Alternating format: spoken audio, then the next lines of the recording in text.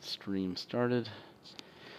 And so, last time we had just arrived in London, had gone a few places. Irene had just checked in with her bureau, her organization. She paid a visit to her supervisor and Q. He gave her some nice little toys.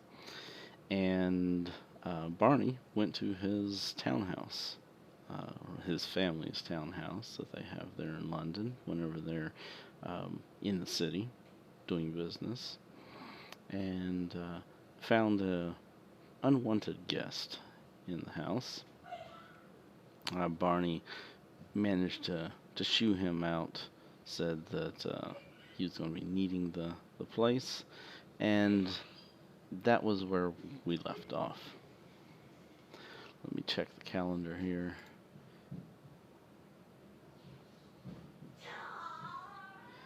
Yes, so we had not gone into the evening yet. It is still... we had not gone through the evening and into the next morning. It is still the late afternoon here in London.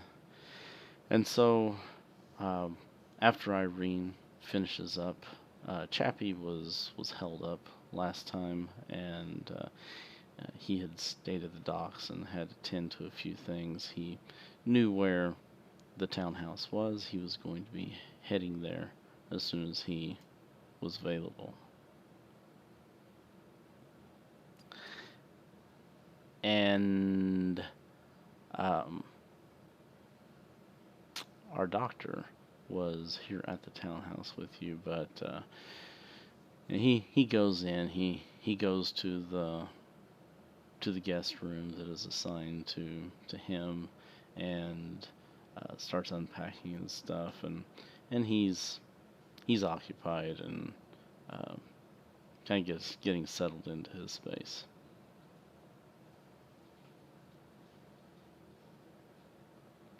What is everyone else doing? Being thoroughly entertained by the family interaction. Yes, well, they have left now, so Cleaning the sheets. there's no more family to be entertained by.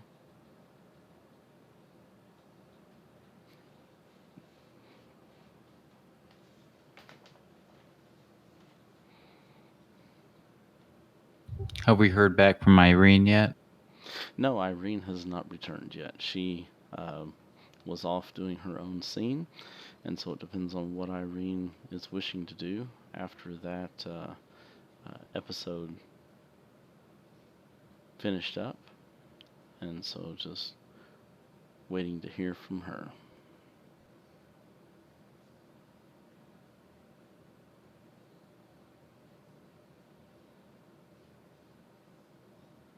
If we have downtime, I'm going to talk to Kansas or anyone else and see if I can get any more information on some of this cult stuff that they're learning about. Okay.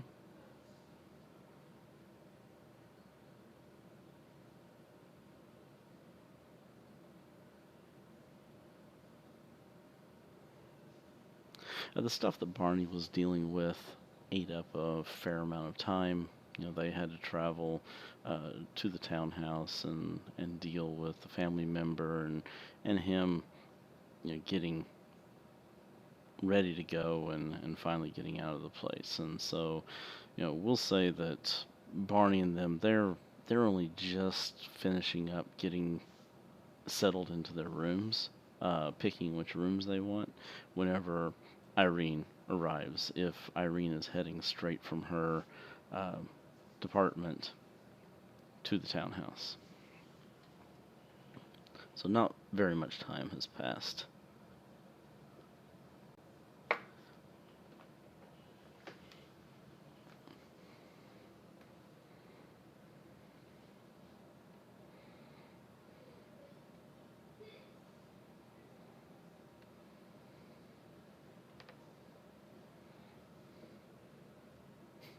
Is Barney here? Or is he taking care of business somewhere? Barney should be here. He showed you guys all to your rooms. In fact, it's kind of up to Barney how big this place is. I'm Not sure last time if there was enough room for each of you to have your own, or if people were going to have to bunk up together. Hey, Barney, after the maids get started, why don't you give us a tour of this place, if you don't mind? It's beautiful.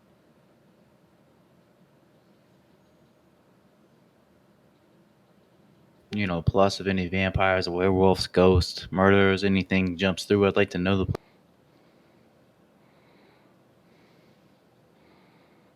jealous ex-boyfriends.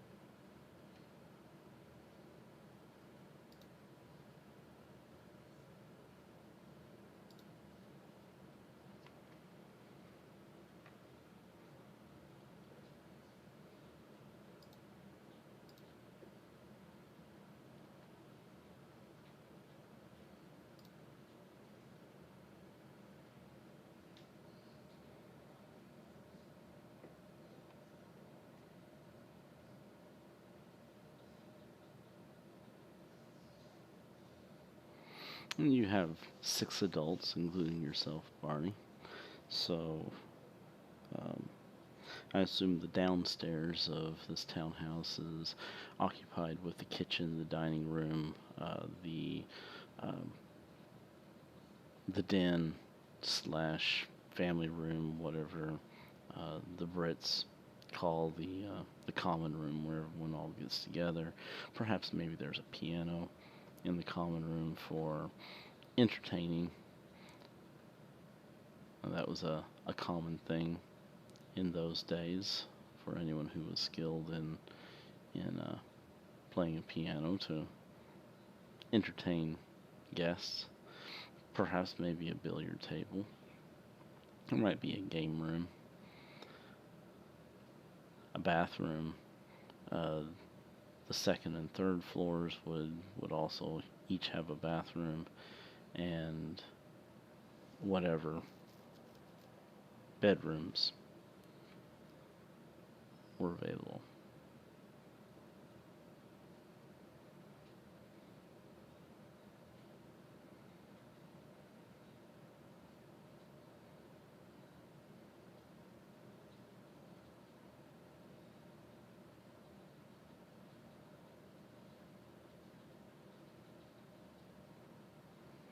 In fact, why don't you go ahead and give me a credit rating roll, Barney? A failure would be kind of average accommodations. A success would be above standard, and uh, anything above a normal success would be. Okay, so the Covington family, not wanting to be too extravagant here in town, um, it is a larger than average place, obviously, just because of their wealth, but it's not like a mini mansion in the middle of London. You're still constrained by the other buildings around you, and so um, the floor plan has to accommodate the limited space. And so we'll say that there is not a specific game room. There's just one central entertaining area, along with the dining room and the kitchen, bathroom.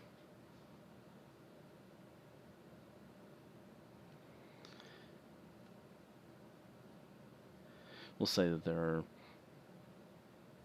mm, 3 bedrooms and a bathroom on the second and third floors. So that'll give you a total of 6 bedrooms. Just the minimum accommodations that you need. Hence the fact that you had no room for your cousin to stay here as well.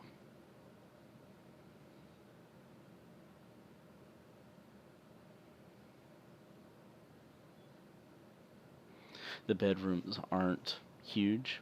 They're average, but they're not, by today's standards, a big, huge, grand master bedroom.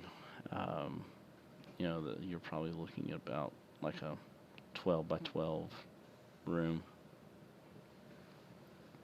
large enough for a decent sized bed, some dressers, an armoire.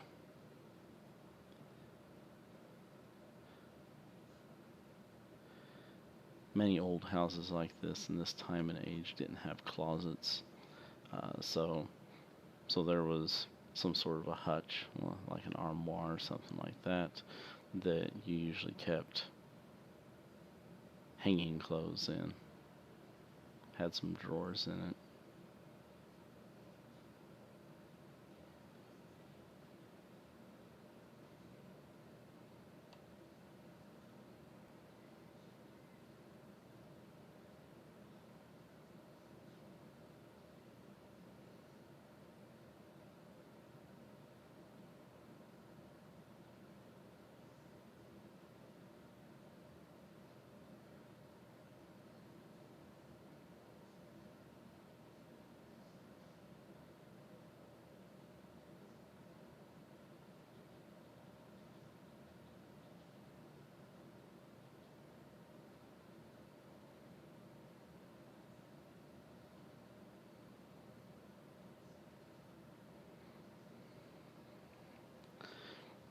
Now, Barney, does your family also produce their own clothes, or do they just supply the wool to the tailors?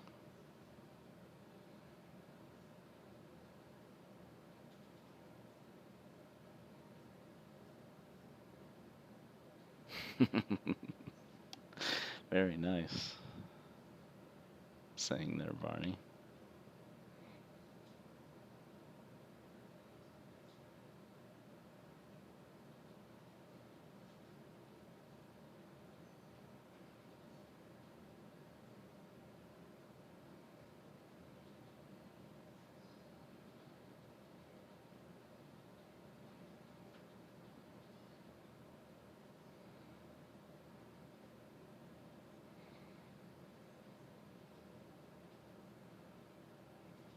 Give yourself a point of luck, Barney, for such a in-depth backstory concerning your family.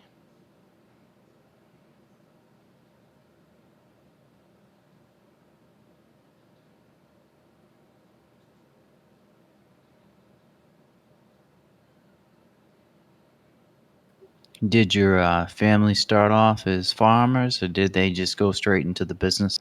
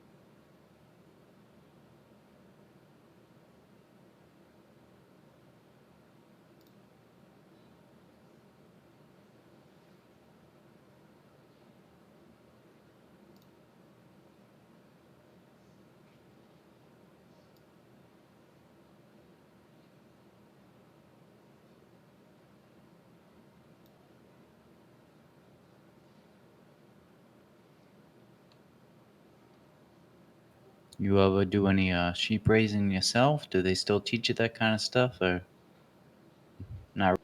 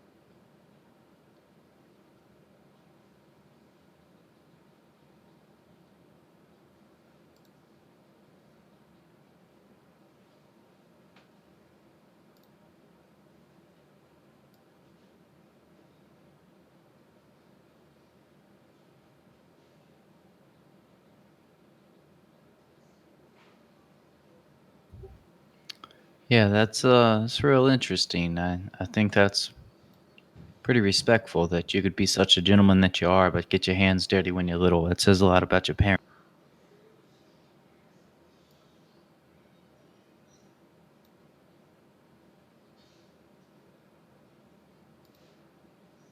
Now, as far as your uncles, I don't know what that really says about them, but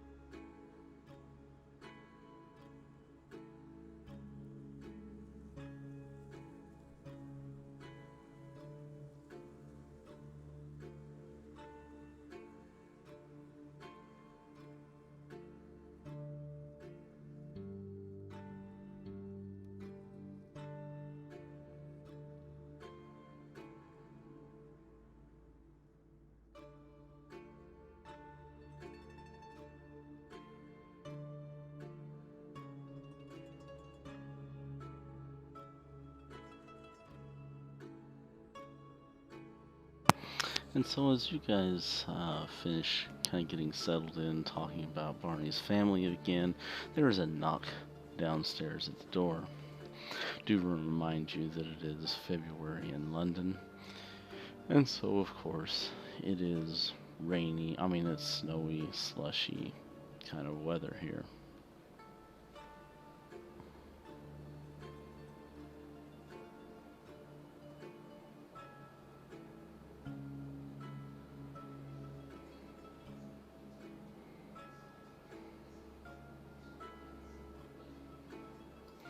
Yes, the butler has returned from his errands that he had been sent away on, as well as the two maids.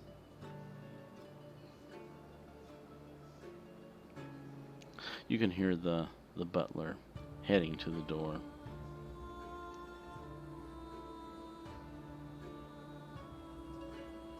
Now, it's not a huge blizzard like it was in New York City, but there is snow on the ground. It's a bit slushy.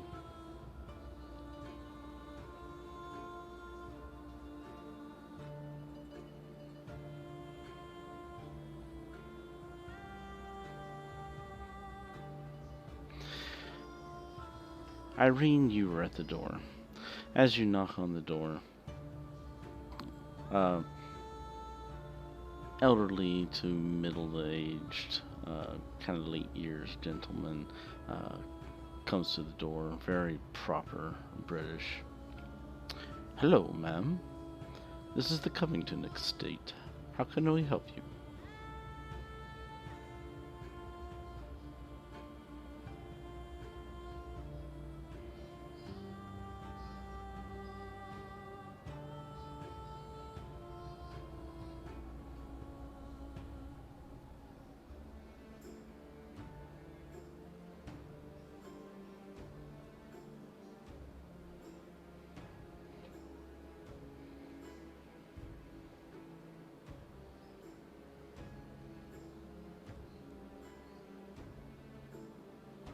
I'm not sure if you ever really said what his name was, but if you want it to be Harold, it can be Harold, and I will write down Harold's name.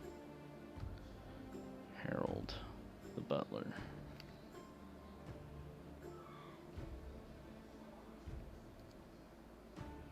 Jeeves. I think Harold sounds better. Let's see, Jared was cousin, and Leonard was cousin's friend. Alright.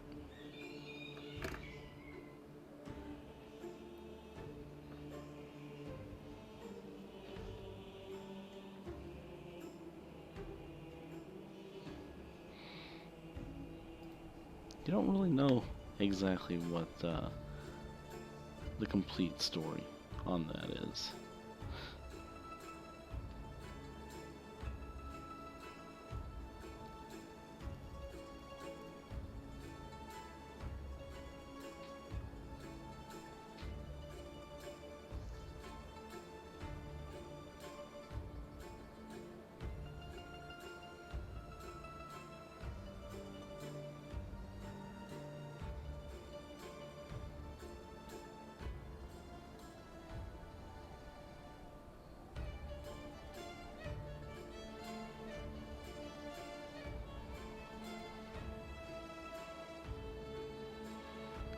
By the way, if the ambient music or anything is ever too overpowering, be sure and let me know.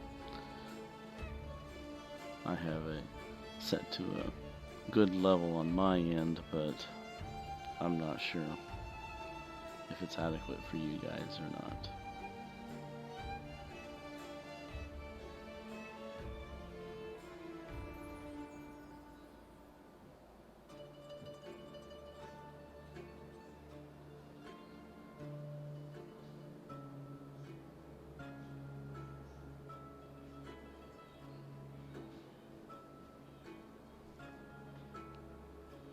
I think the music's good now, unless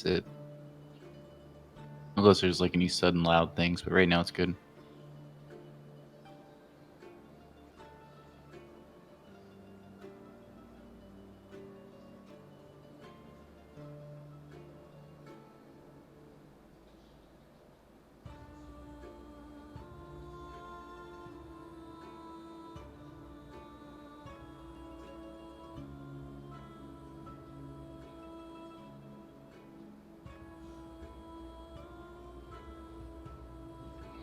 I'm sure that Barney would have probably left Miss Ward's name with him as an expected guest.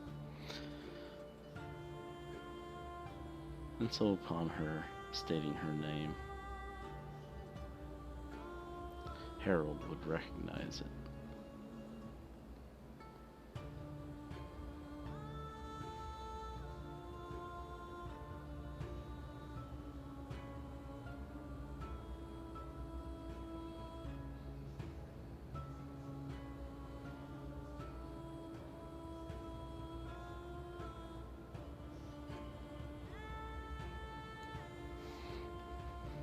And since this is your NPC, Barney, obviously you can see that I'm letting you run him.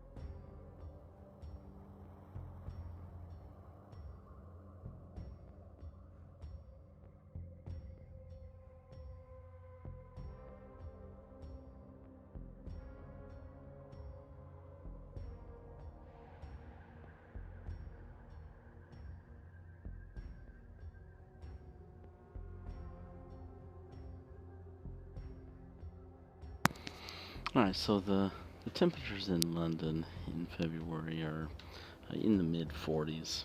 So as I said, there's a very slushy kind of a snow on the ground. It has dipped down into some lower temperatures and snowed a little bit, but the rain since then that has come down has turned it into mostly a slush, and it's melting away. The fog is kind of settled in, as London is well known for.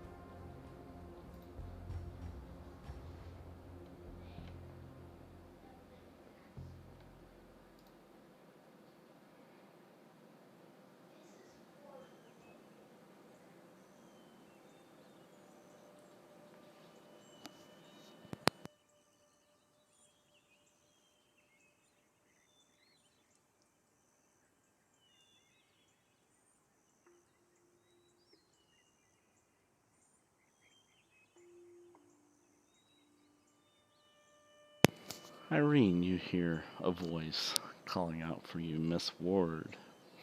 You hear your name through the fog.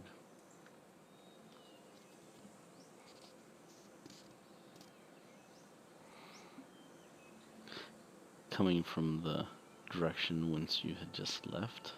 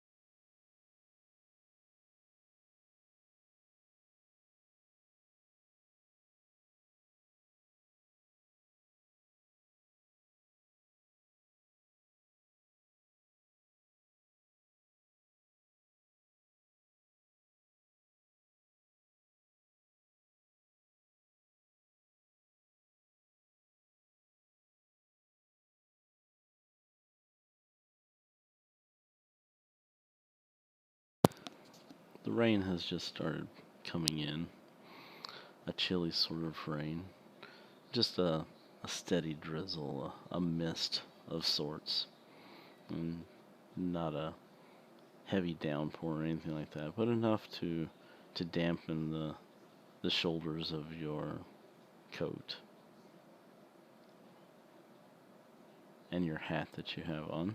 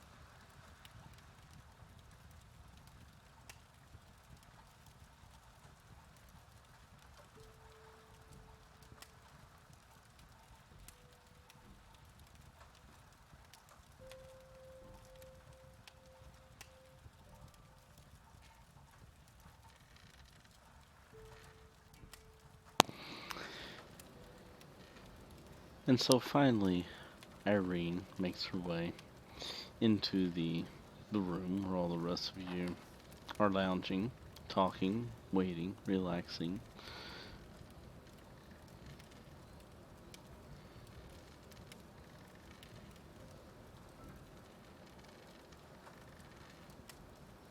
Harold is dismissed and returns to his duties.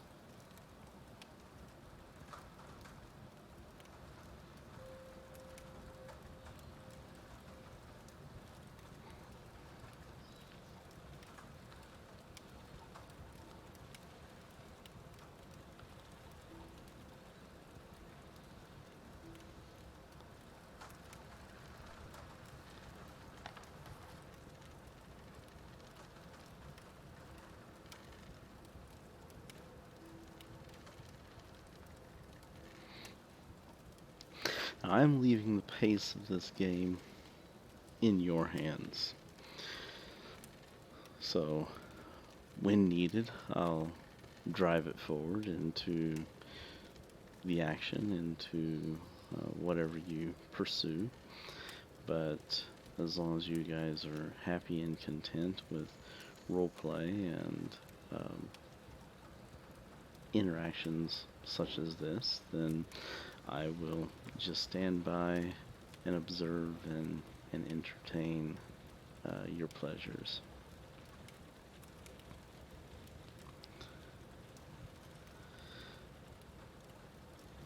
So, just as a reinforcement, just want to remind everyone here that this is your game to set the pace on. So, if you want to speed up, let me know. If you want to take moments like this, then I'll give you the reins.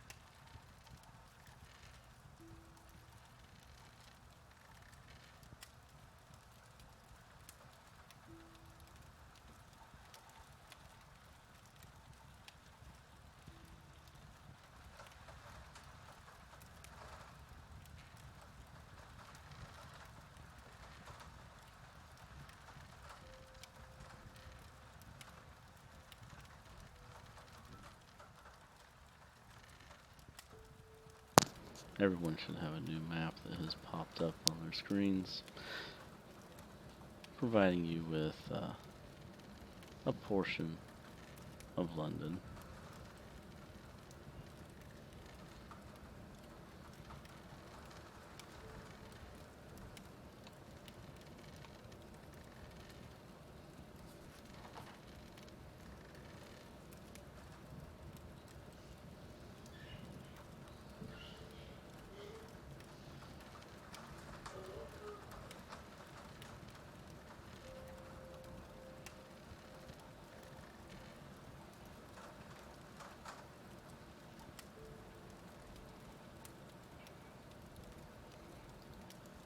And this would be a map that Barney would have in his townhouse for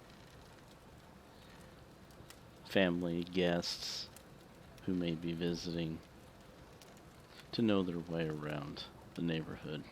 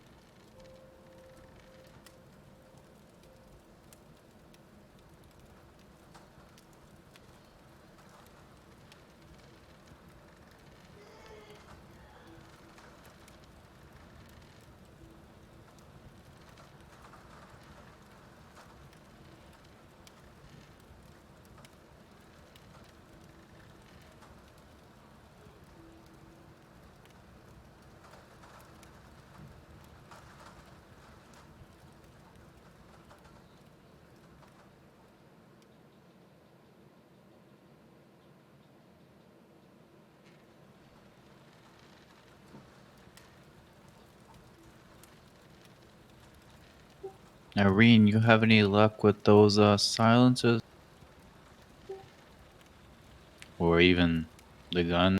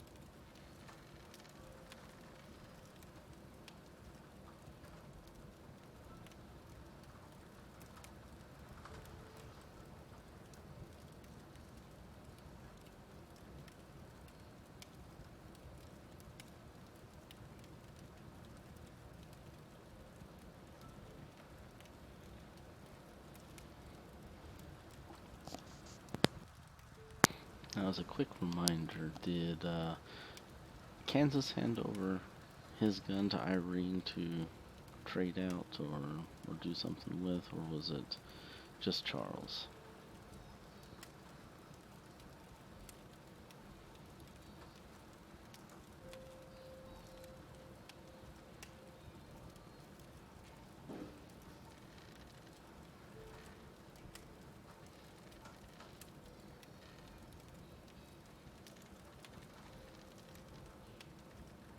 And Charles had handed her one of the two that he has. So Irene, I'm going to leave the outcome of those guns in your hands, as far as what in character you really want to do with them, and if you were trying to legitimately get them swapped out, then just let me know and we'll make a couple rolls.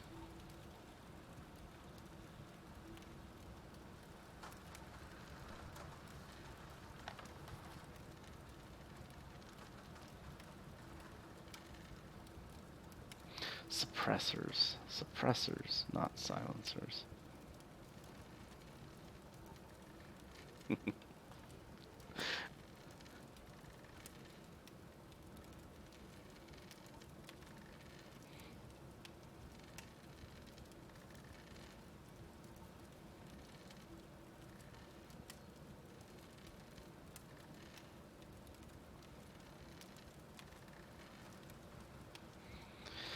Okay, as I said, suppressing a 45 is probably not going to be an option for you. Something that your agency would have on hand would be something like a Walther. That would be a 32 or perhaps a 38, and that would be suppressed. Give me a luck roll for whoever you want to do first.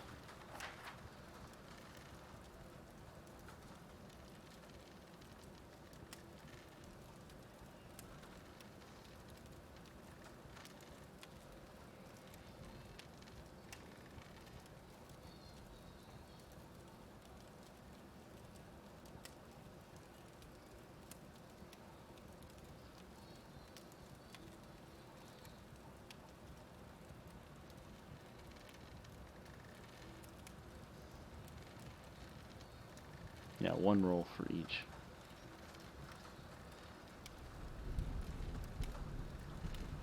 Okay, so it doesn't look like you were able to obtain a suppressed Walther at that particular time.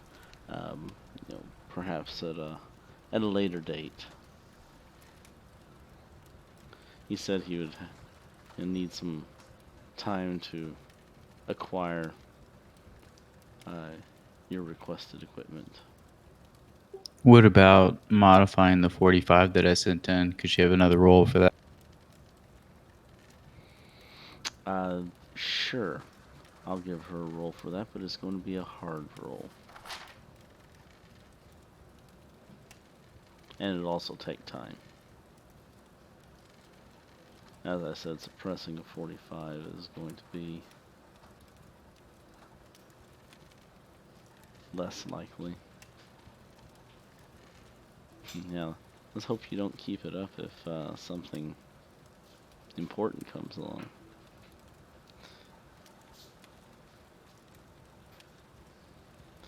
Q tells you outright that the possibilities of suppressing the 45 or within a limited time frame is going to probably not going to happen. The more likely option for you is to give him a day or two, and he should be able to come up with a replacement.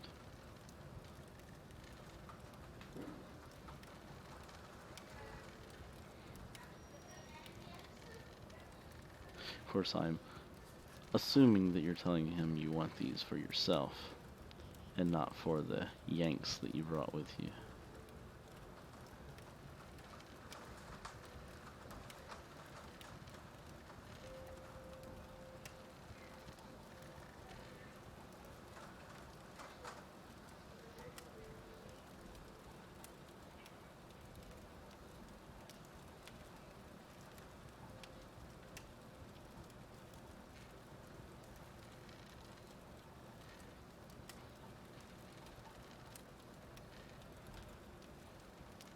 Yeah, I mean, you could tell him if you want.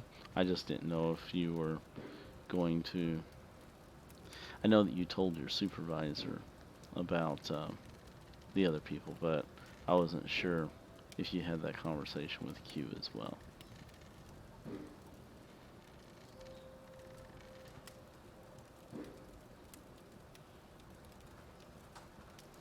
Okay.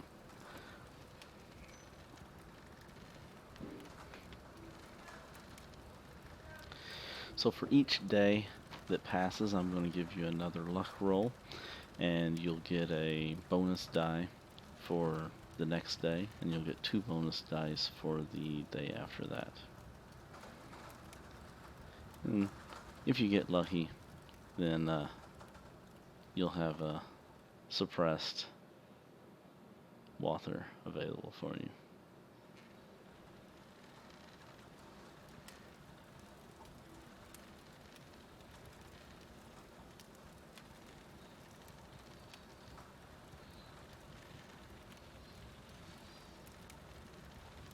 Yeah, we have some fireworks going on around us. That's not the sound effects that I'm playing. With pops. Gunshots.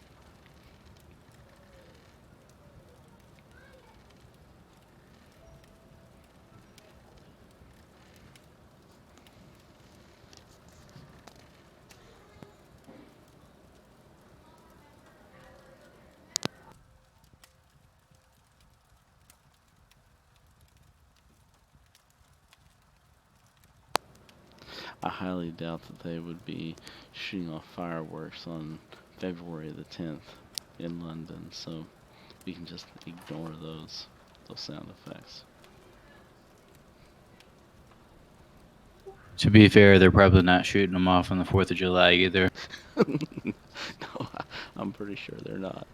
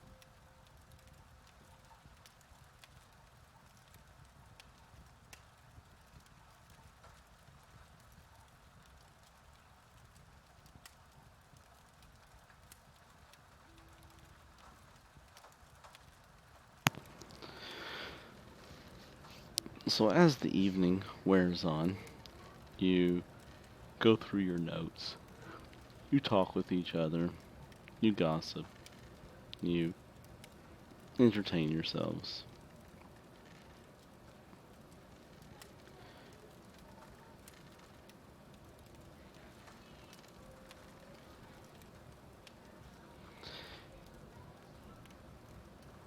And I just want to touch on a statement that Kansas made just a while back. I believe you guys should have 2 points of contact here in London, not just one.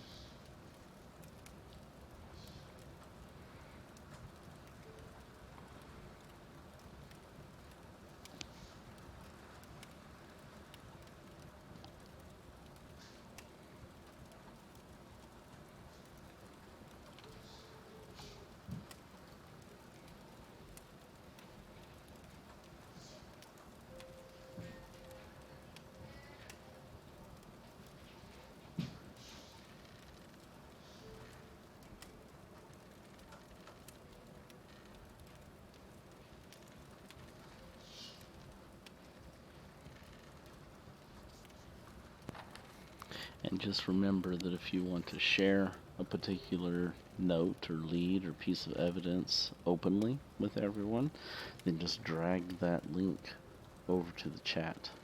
And that will pretty much simulate you laying your notes out on the table and going through everything together.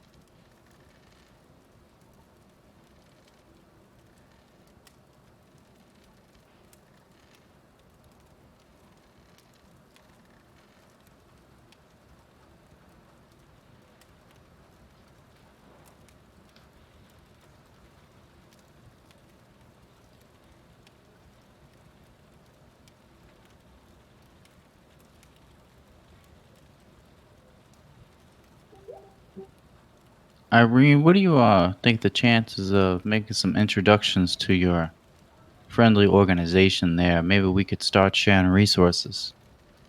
You know, our bureau's got some information tucked away, and I think they're starting to see the value of learning more.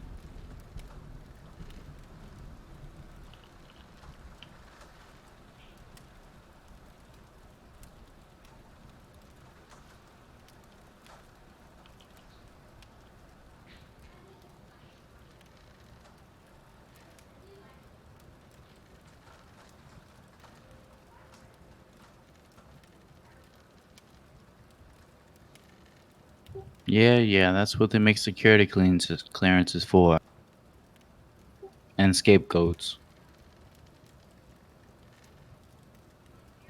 and assassins.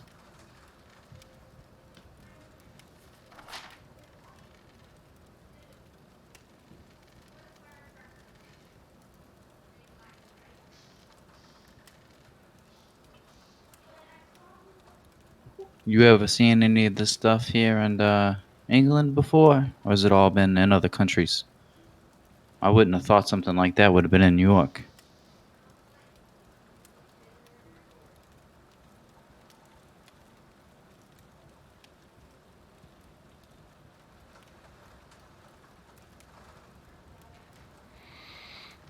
Let's see. Give me.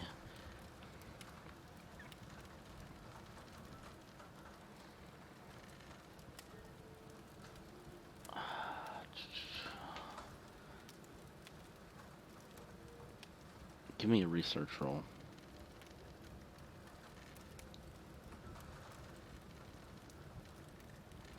To see if you've heard of any kind of reports.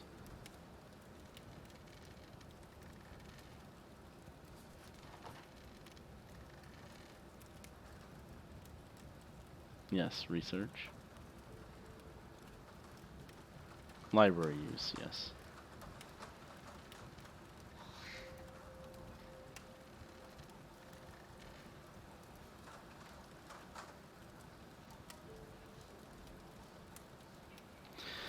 Okay, so you have not come across any kind of reports that, whether it be written or verbal or anything else, of any type of supernatural, otherworldly events going on here in London.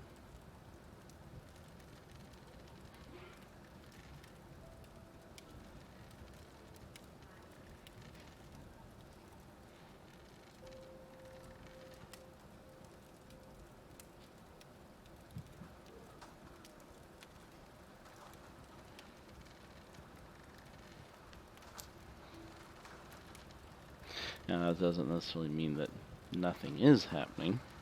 It just means that, or it doesn't even mean that nothing's happening and that, or that something is happening and that your agency doesn't know about it. It just simply means that you haven't been informed,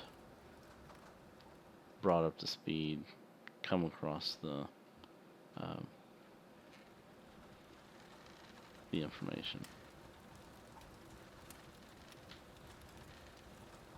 Well, maybe your organization's doing a good job of getting rid of anything. Hopefully, my guys will jump on it a little bit better at home.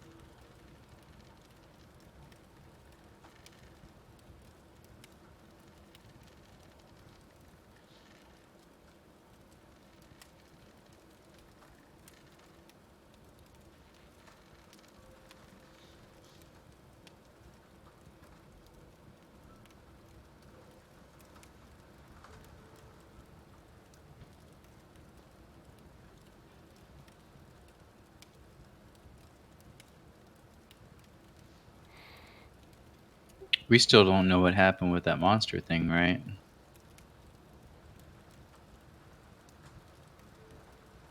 That was in the Juju house basement. You just said we heard some reports that there were some police officers who got sick. We don't know if that thing's still down there. Right, you do not know what the final outcome, disposition of that creature was. Um, you could look into it if you wanted to, but you Yeah, I'd guys, want to send some kind of telegram back to that specific field office that I made a friend with the director. you guys kind of wrapped everything up pretty quickly there, and you moved on up to Miskatonic so that you could talk to Professor Cowles up there and follow up on some of the information that you got. And you really didn't worry too much of that particular part, or what the outcome was of Juju. So I'll get a telegram to the director, and I'll just wait till he comes back and say, "Can you give, director? Can you please give me an update on the project in the basement? Has it been cleaned up?"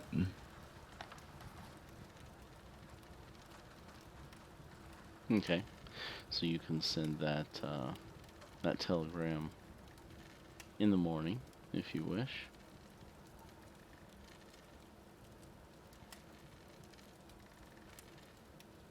Yeah, does Barney have a telegram machine here with his money bag? That would be highly unlikely.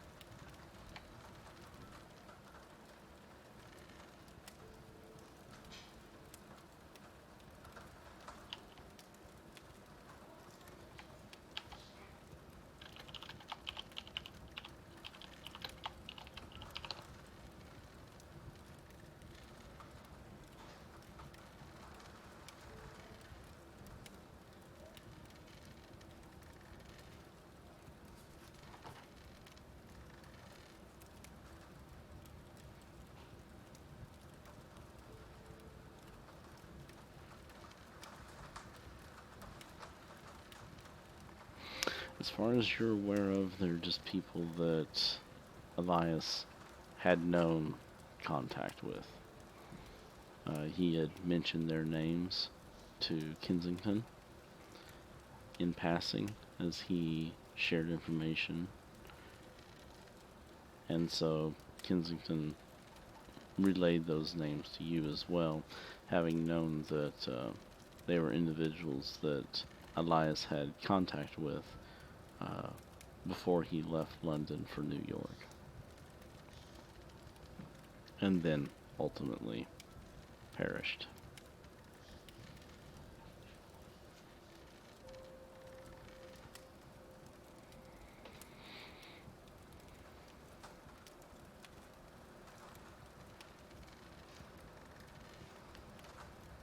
As far as what was discussed, Kensington didn't know, and therefore you don't know.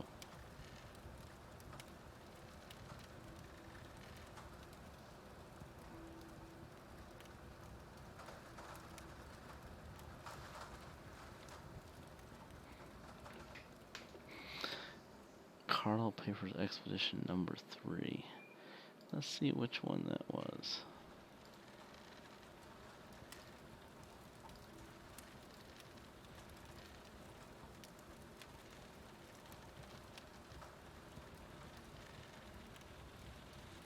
Oh, it's not there.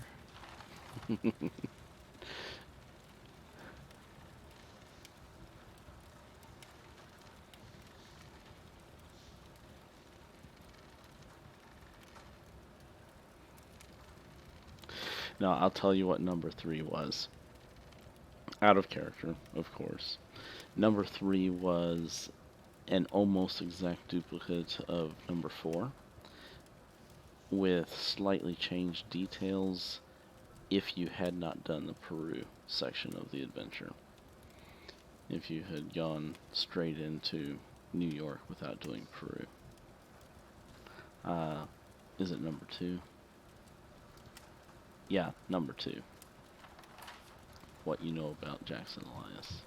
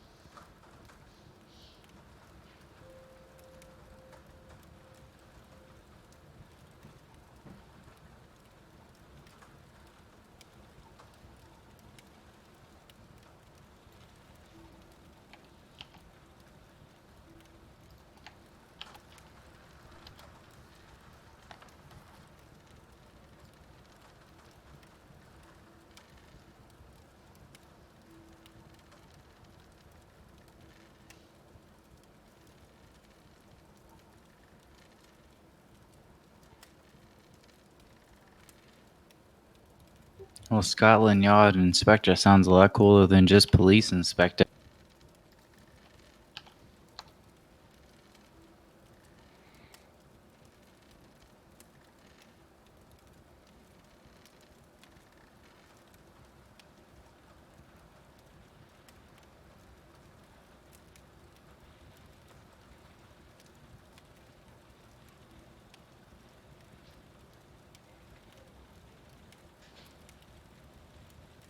You know, if we get some of those loud whistles, we could really fuck with them.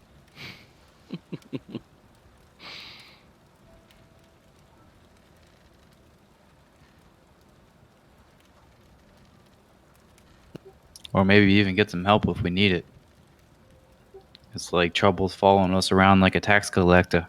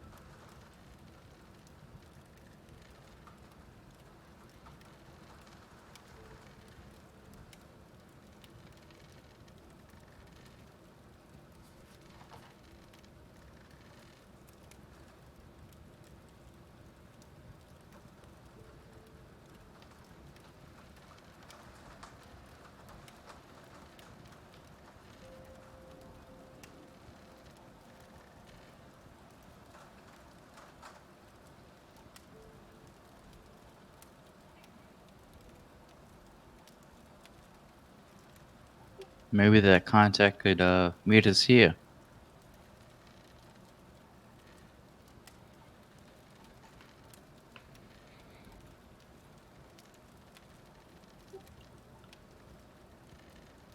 Really, I ain't got much to do. I kind of want to see London. Probably never go through here again.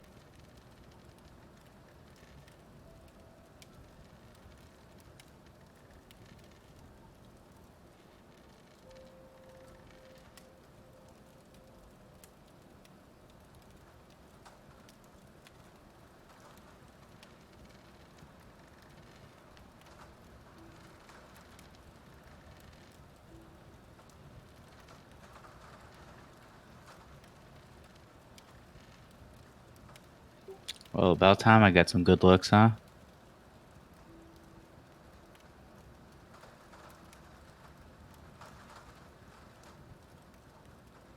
I mean, I can pack my firearm up here if Barney's okay with that. I really just didn't know where we're gonna be going. I don't want to leave it behind. You allowed to have knives here?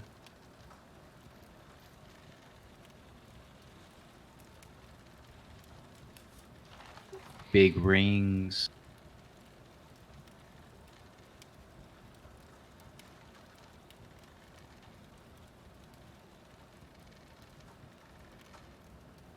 Are you allowed to carry it? Or they just don't care and don't check you? Yes, knives would be allowed, and Barney would not be able to carry a unlicensed handgun any more than the Yanks would. He might be given a little more leniency because he's a citizen, but not much.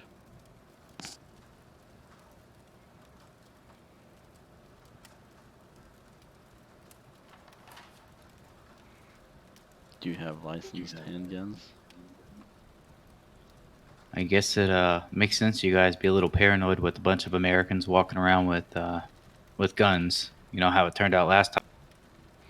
I know you would have rifles, you would have shotguns, things of that nature.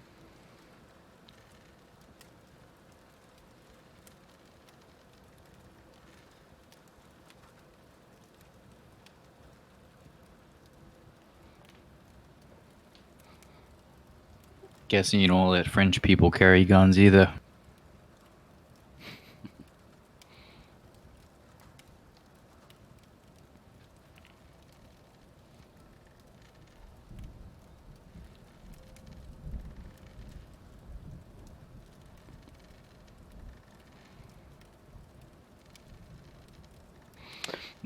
Your license would be permitted for you to use that for hunting purposes, not for walking the streets of London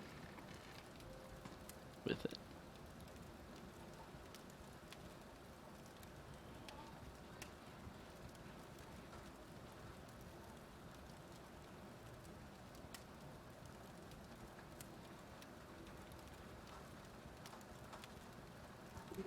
Yeah, I don't plan on starting any revolution or getting thrown in jail. I'm sure they don't serve coffee. So, Barney, if you did get caught with one, you could do a fast talk or something like that to try to convince someone that you were heading someplace uh, to catch a ship or something to head off on a hunting expedition, and that's why you have your pistol. But no, you have no need for a pistol for personal protection in London in 1920, at least by their standards.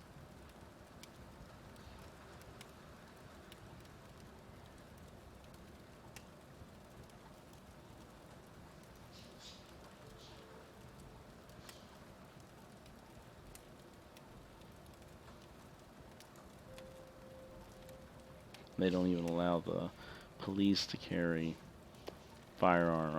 pistols on a routine basis. You read that blurb that I posted that there has to be a documented need and supervisor uh, authorization and everything else for even a police officer to have a handgun.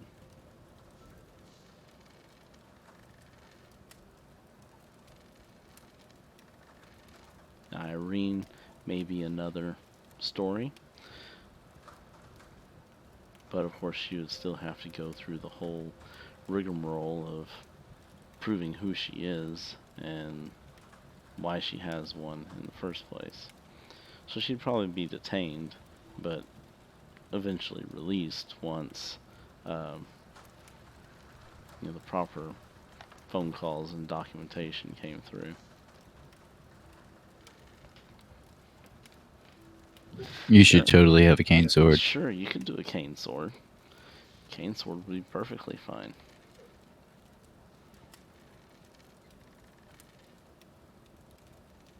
And your acting roles have been so bad they probably wouldn't believe you're British. I think that she could automatically succeed at that one.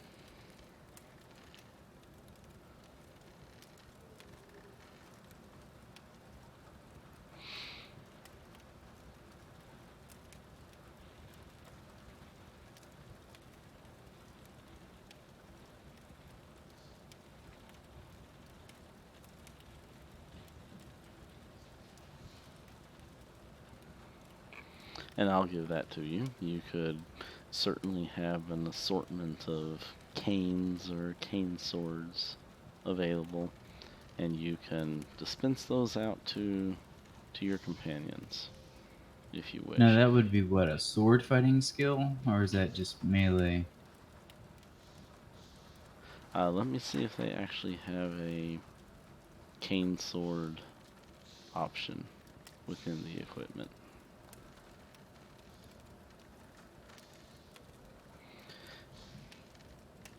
Probably a sword. Yeah, it'd be fighting Melee sword. weapon.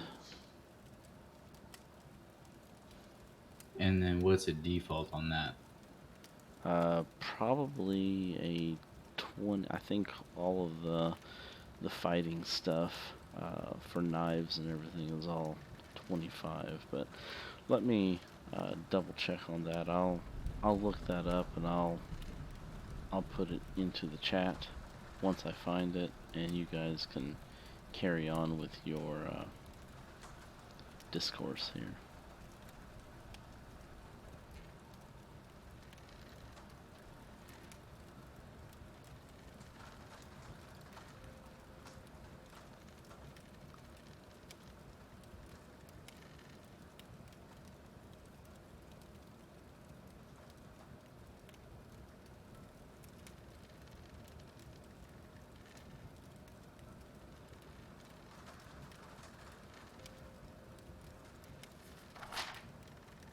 Yep, sword cane right here.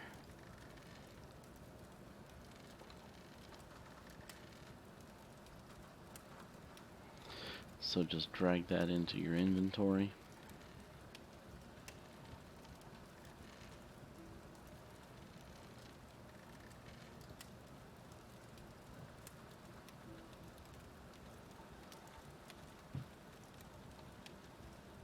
And when you do, it should automatically populate everything.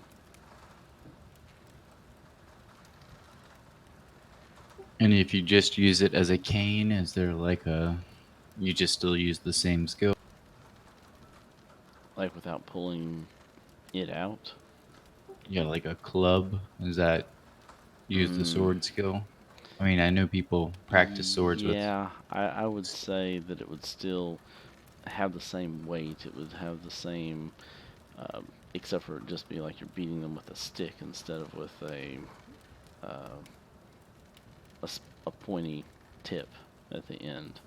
Um, and so keep in mind that a sword cane is not going to be like a broadsword or something like that. It's not going to have, it's going to be almost like a foil. It's going to be very, very light type of blade.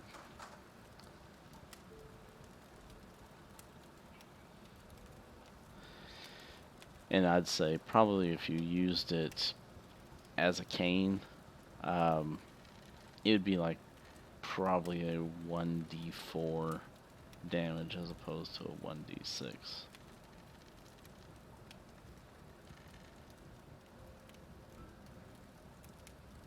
Now, from a fighting standpoint, is there any disadvantage of using a knife or range? As far as range, Yeah, like do people get bonus if they no, fight with a longer weapon? Or there's no range rules in the game that I'm aware of. I can look that up. Of course, not within a melee standpoint. Of course, a knife versus a gun, well, obviously there is a huge difference there, but I don't think there's any specific rules for like sword versus knife. But I can look okay. that up while you guys I'm better with my knife, so I'll use that. I'm still gonna take a cane though, because it's cool looking.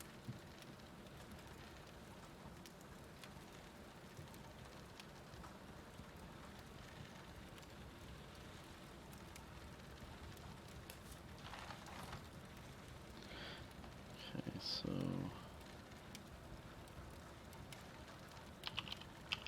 melee, melee, however you want to pronounce it.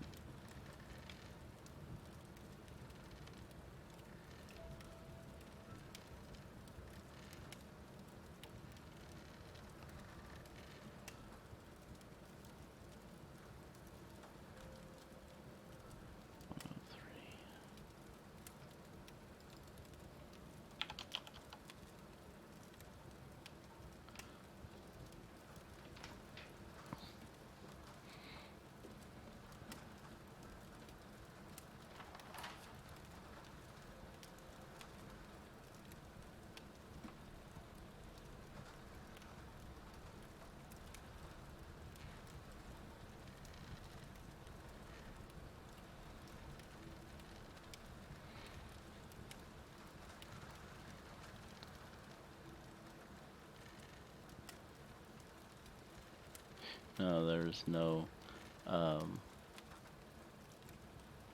remember, Call of Cthulhu is more of a investigation type game. It's not meant to be a tactical combat, realistic reproduction, or anything like that. Now, if you were using a knife and you were fighting against someone with a spear, then I might throw in a bonus die or a penalty die, perhaps. Um, because of a large variation in the reach that a person has with that. But we just have to play that on a case by case situation.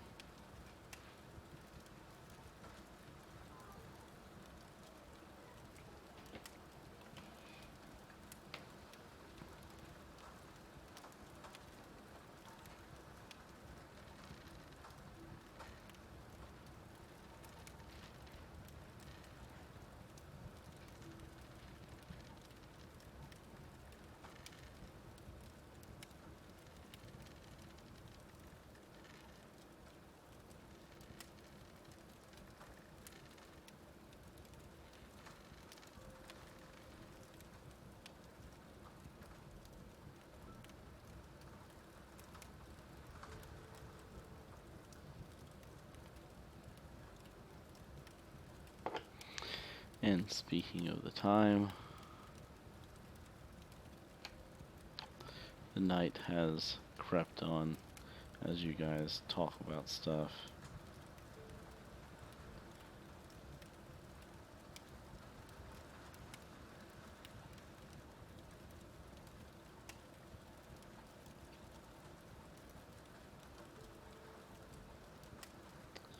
Barney disperses his collection of canes.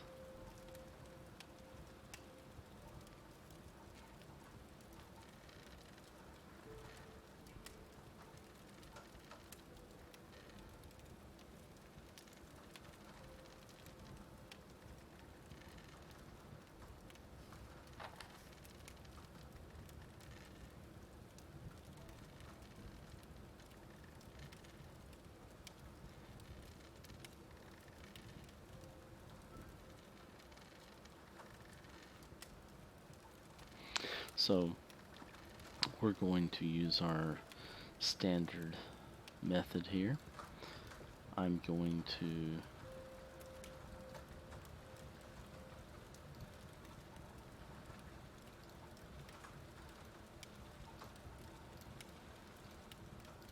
delete our quest links.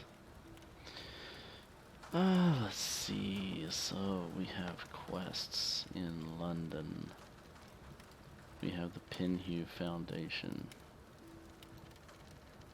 We have visit Inspector James Barrington. We have visit Mickey Mahoney.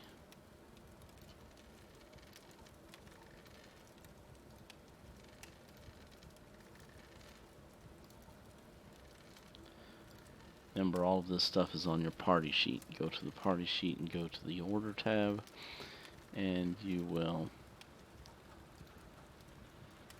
see those designations. Pinhue at the top, James Barrington, Mickey Mahoney, and then a big question mark in case you come up with something unusual. Move your tokens to whichever one you wish to pursue.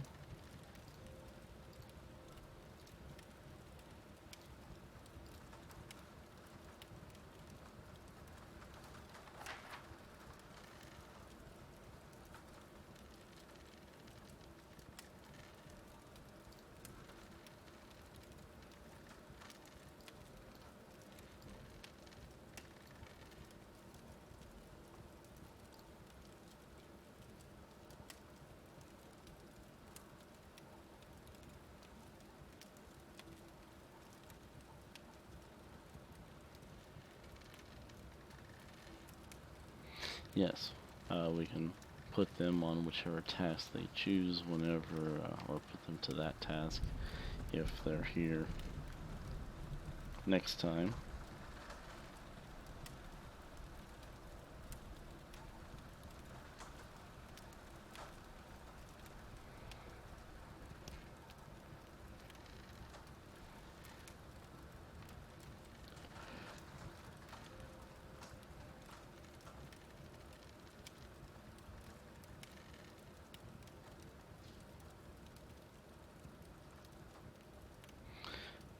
I know Pixel has been here every session, except for this one. So, and we'll see if Cloak continues to not be available.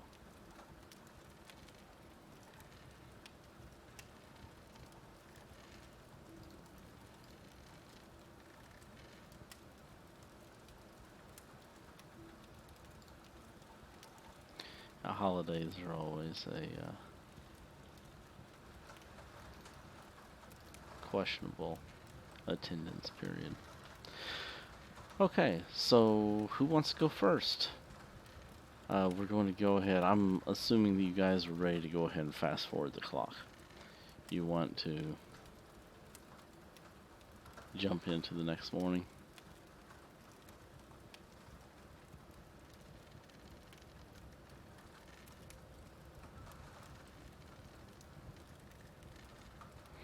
Alright, everyone gets a good night of rest. Go ahead and roll for any luck increases.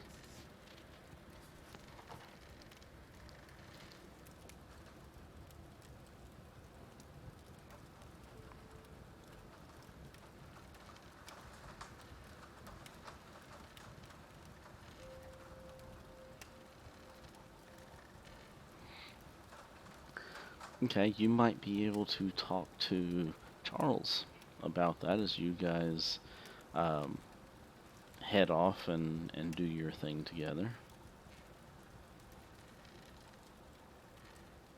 Looks like Barney and Kansas are both getting an increase. We'll let Charles make his roll whenever Brice gets back.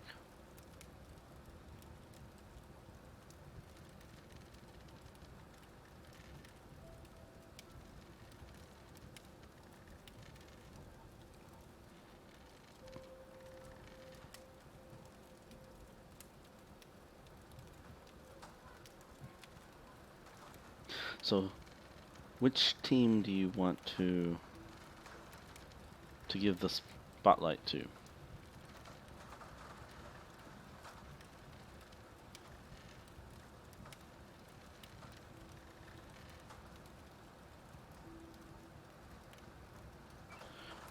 Okay, we will go to Pinhue.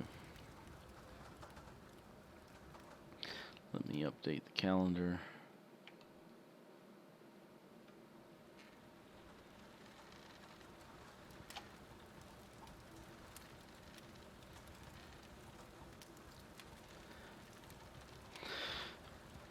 Alright, you guys wake up in the morning nice and rested. The beds were comfortable. The neighborhood was nice and quiet. The house was warm.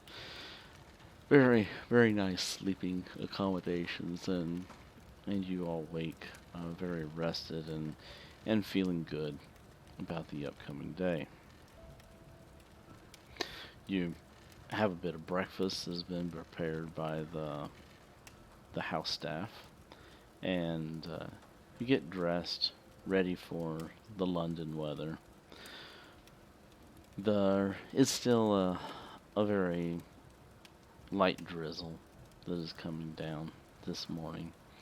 Fog everywhere as you look out the windows and you venture out of the house. This is, of course, standard London weather. Dreary, drab, foggy, rainy. Barney and Irene are completely accustomed to it and used to it. For Charles, Kansas, you guys maybe not quite so. Sure, we can mark it on the map. Let me pull the map up here. And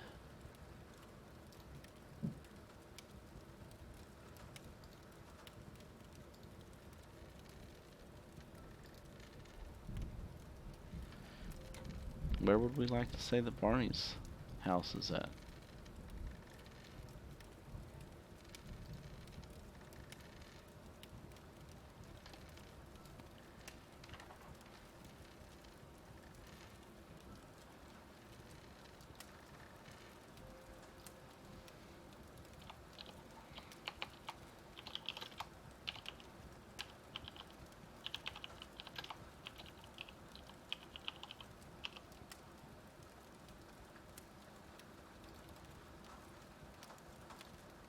I'm going to go ahead and make this a note in the Notes tab so you'll have access to it, and you can put down whatever details you want about the Covington townhouse.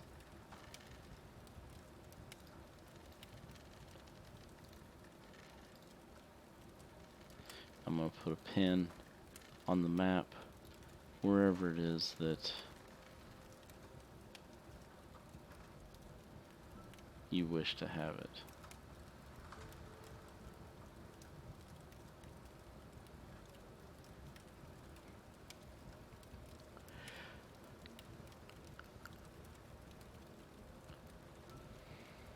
Charles, go ahead and roll for luck.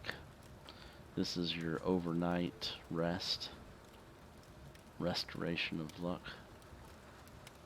Yes, you should be able to move the pin. If you can't move it, then let me know. I have it shared, but I'm not sure if that means you can move it or not.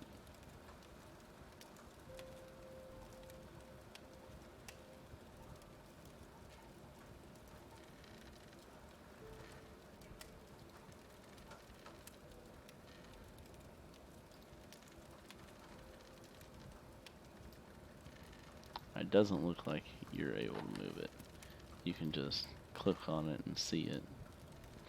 Okay, so where do you want me to put it?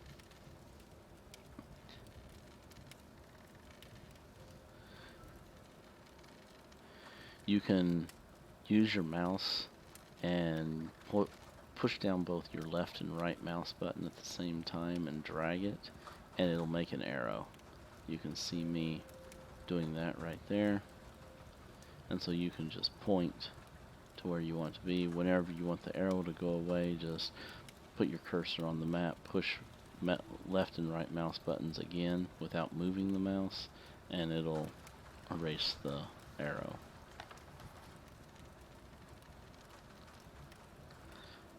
Northwest of number 5.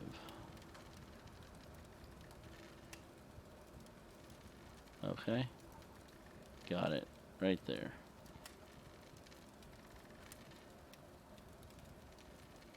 Okay, now just push both buttons on the map again, and it'll remove your arrow. There you go. Alright, so that's where the Covington townhouse is at.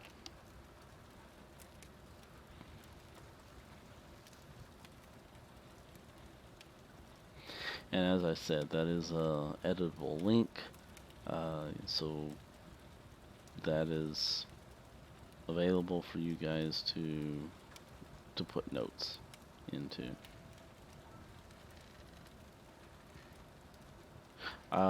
Actually, okay, yeah, because you don't own it. Let me see if I can. If you owned it, then you would be able to type in it. Go to your notes tab, open that up,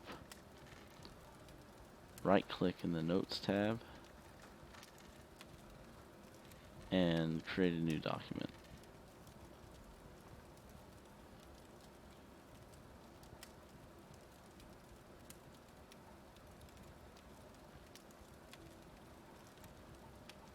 Okay, now I'm going to just copy the Covington townhouse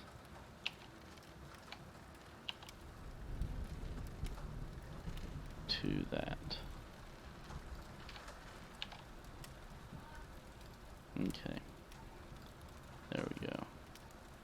Now we're going to delete that one. Now I want to put that one on the map.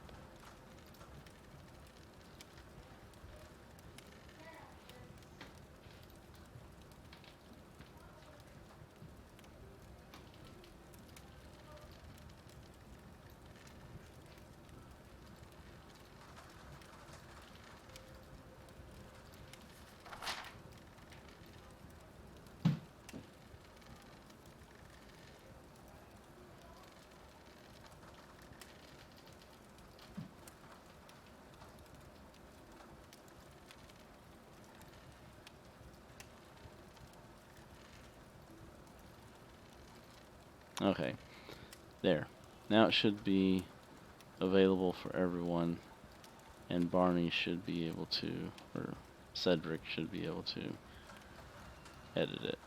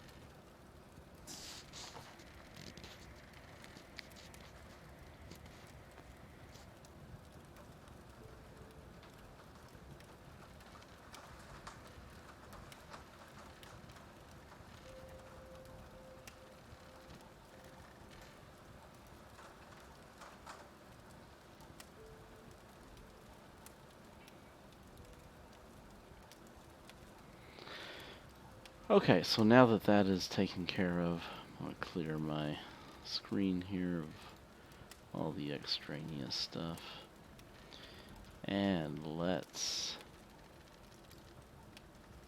go to the Penhew Foundation.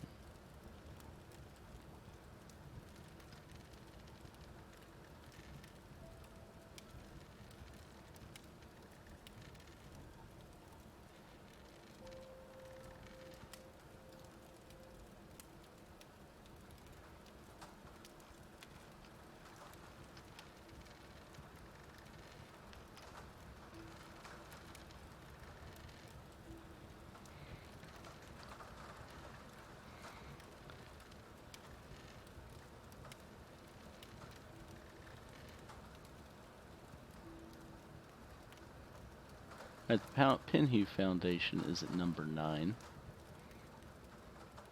And so it's not very far away from the townhouse.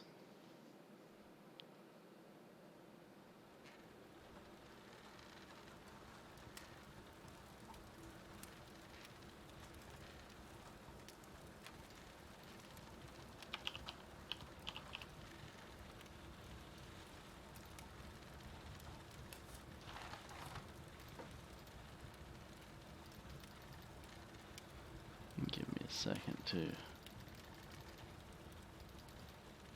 jump over to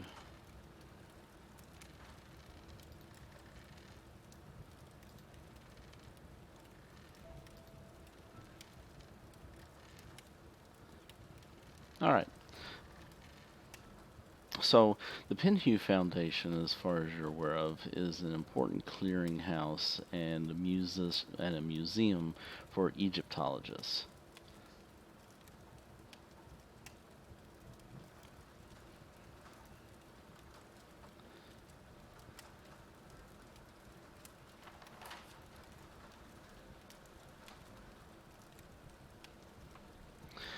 Its current director, is one Edward Gavigan. And you, of course, have a business card in hand.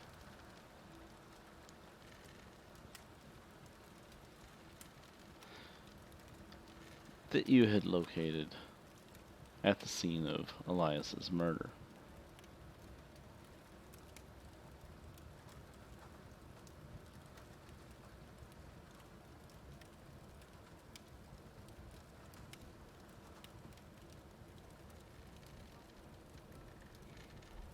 The Penhew Foundation is in central London on Tottenham Court Road, near the intersection of Morwell and Bailey Streets, which happens to be north of Oxford Street and west of the British Museum.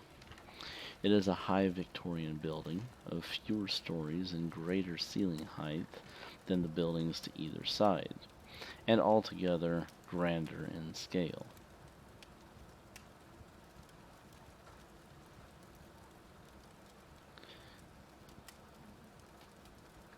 A high iron fence surrounds the foundation building at the front and rear. There is a delivery entrance at the back that's wide enough to admit vehicles. The double gate is usually padlocked, with 2 stout chains across it. There is a doorman who is on duty at the front door, which happens to be the sole public entrance, from 8 a.m. to 6 p.m. Monday through Friday.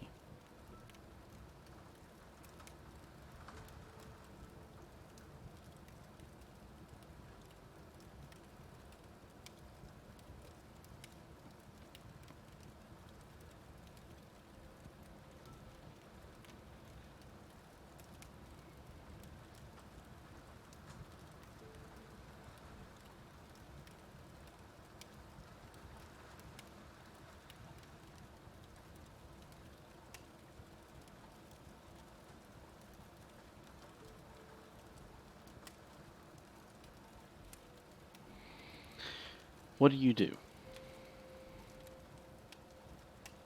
upon approaching the building and viewing the exterior and what you can see from the street?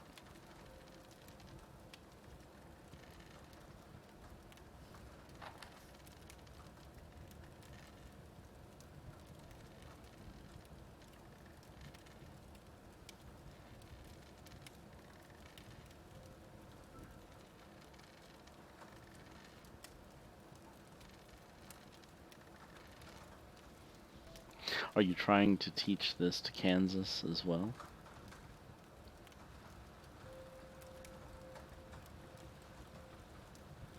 Okay, never mind then.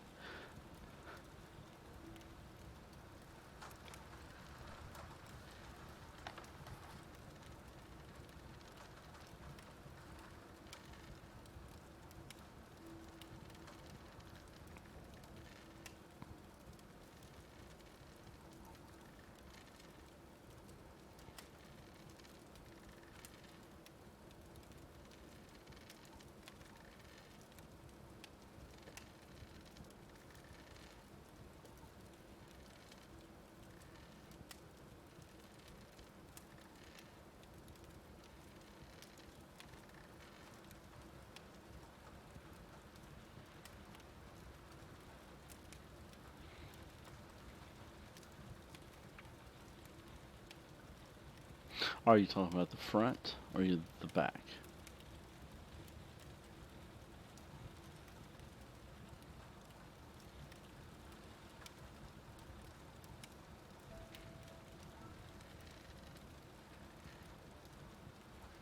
The front is open. It is normal business hours, and so the front gate is unlocked. And you are free to pass through it and up to the front door of the building.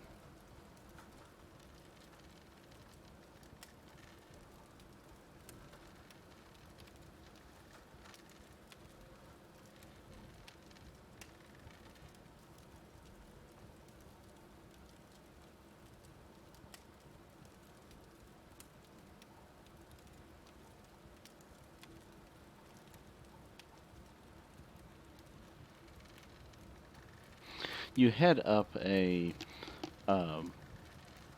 relatively wide set of stairs up to the front entrance. And as I stated before, there is a doorman who is standing at the front door. He notices you and, in a proper British demeanor, greets you a good morning and opens the door for you.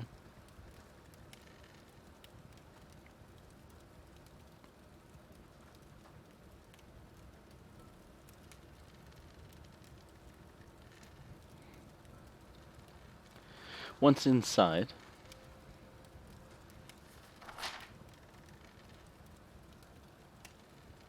you can see that there is a administrator sitting at a desk just inside the main entrance.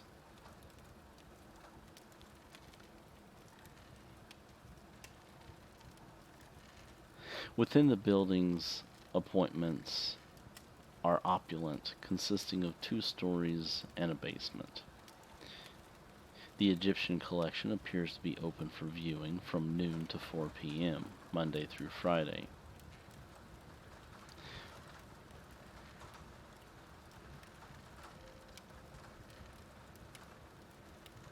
The exterior doors that you pass through appear to be stout and well made.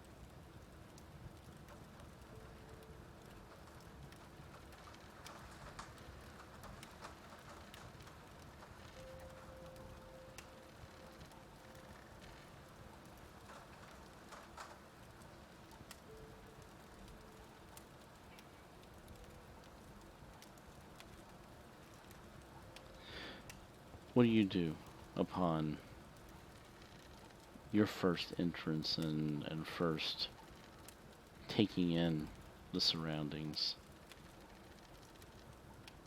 Yes, that was stated. There was a receptionist at a desk just inside the entrance.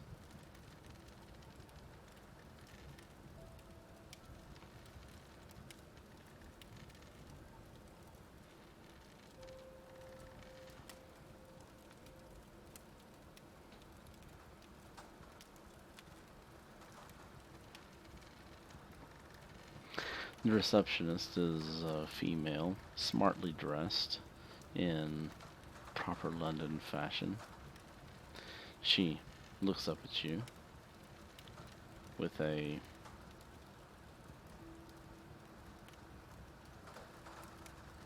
quaint look and maybe a hint of a smile on the edge of her lips. She attempts to refrain from expressing too much emotion, though, and she greets you.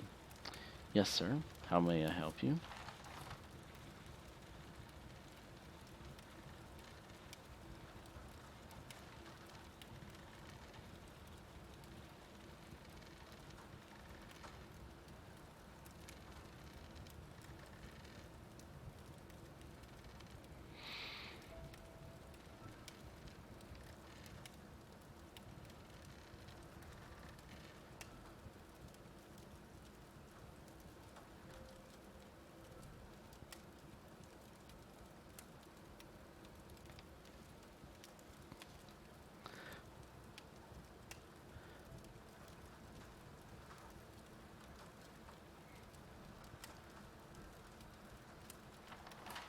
I'm sorry, sir, but the Egyptian collection is only open for viewing from noon to 4.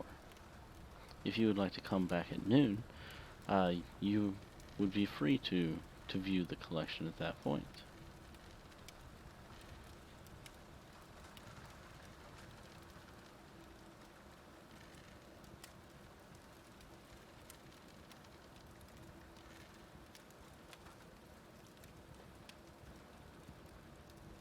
Once Barney approaches and he introduces himself,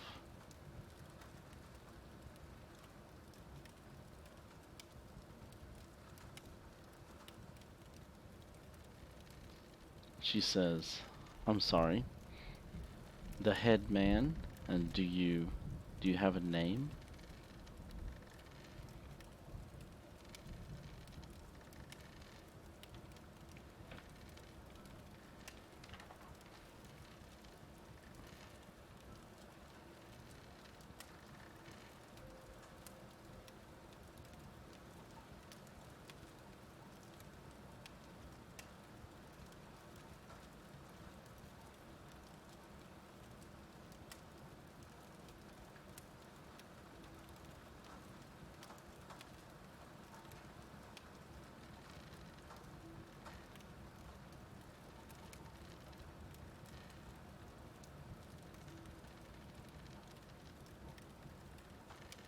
"Oh, Mr. Gavigan.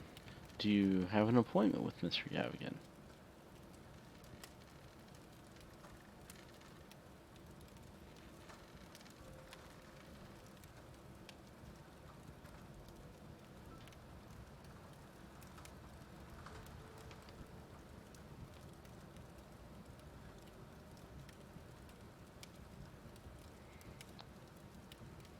"I'm sorry, sir. Mr. Gavigan is very busy and he only sees people by appointment."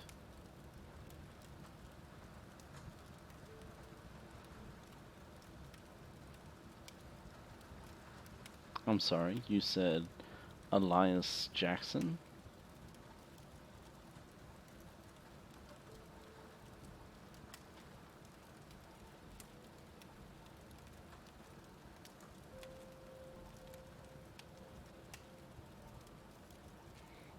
"That is not a name that I'm familiar with. Again, if you would like to discuss this Mr. Jackson with Mr. Gavigan, I'm sure that we can set you up with an appointment."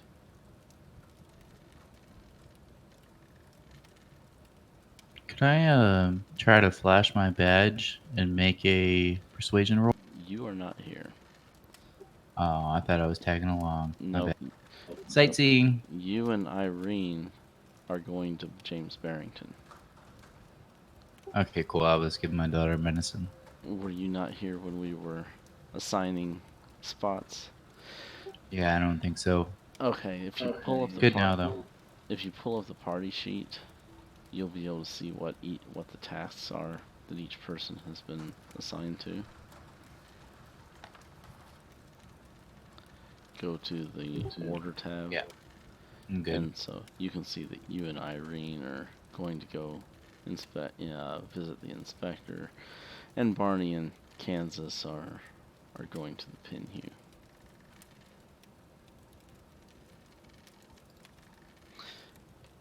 So we'll come to you guys and Inspector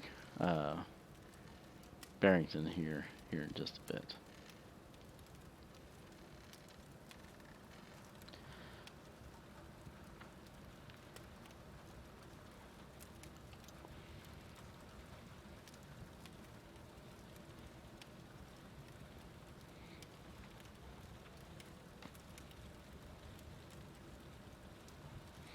And what would you wish for me to inquire, sir?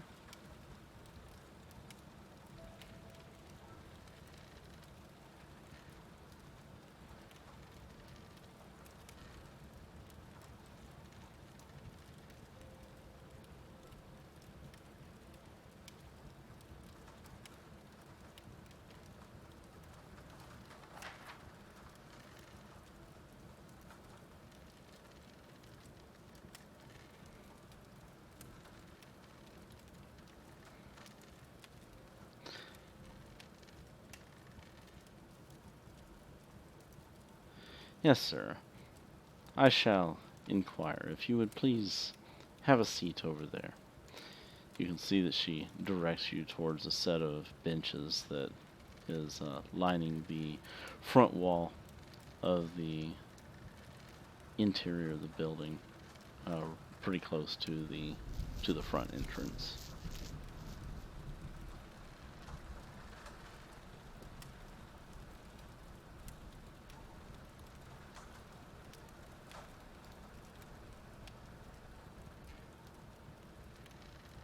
She gets up from her desk and she goes back into the building.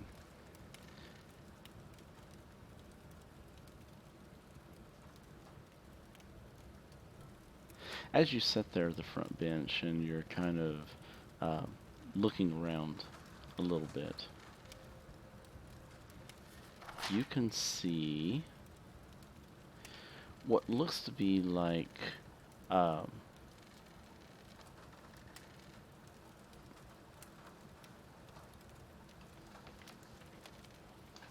hallway, a central hallway running down kind of the center of the building, and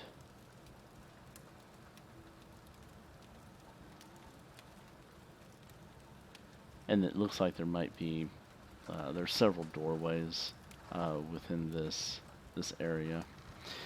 It looks like, you know, it goes into several different office suites and everything else. You aren't really sure the layout of the grounds here. Let me pull something up real quick.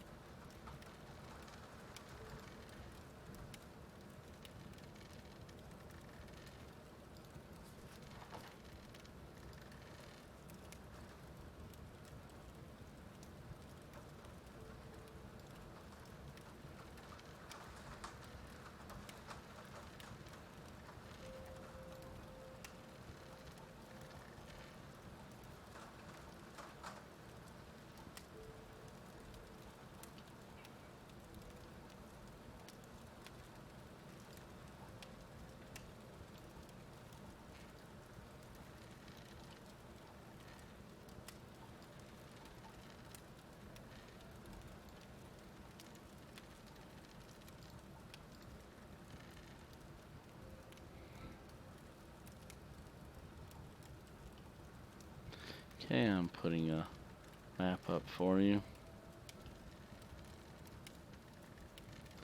Let me reveal a little bit more of the lobby here.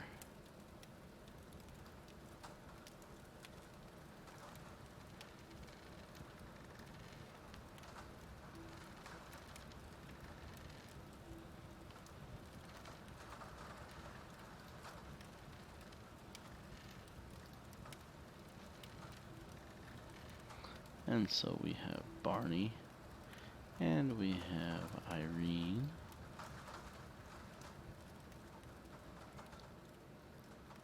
and you guys have been instructed to come over to this area and sit on some benches that are over here.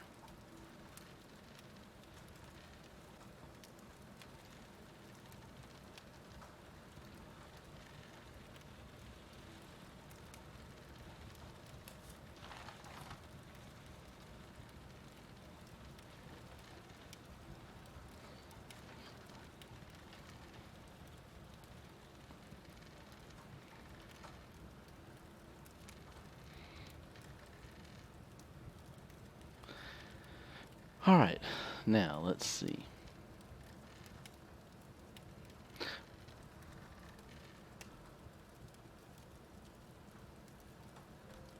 You notice in this section that she had you come sit, that there's several tables and chairs and stuff in here, and there's some shelves, some bookshelves on the walls with various different books and reading materials.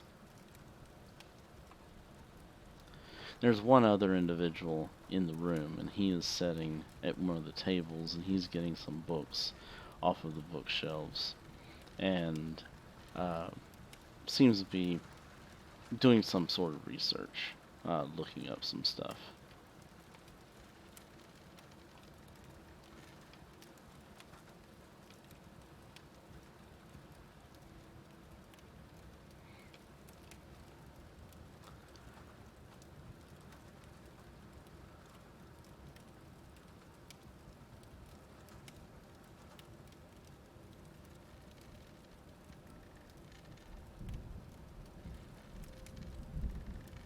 Oh, wait a minute, I put Irene on there. Irene isn't here, it's Kansas.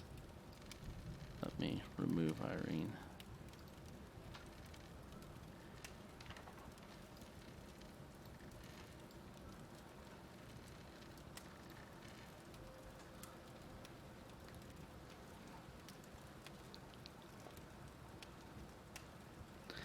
Alright, so Kansas kind of gets up off the bench where he's been instructed to sit and meanders into the room, looking over some of the books. The individual who is sitting at the desk appears to be doing some sort of research. He is kind of eyeing you a bit curiously as you get up from the bench and start looking around. Give me a spot hidden roll. Or no, give me a library use roll.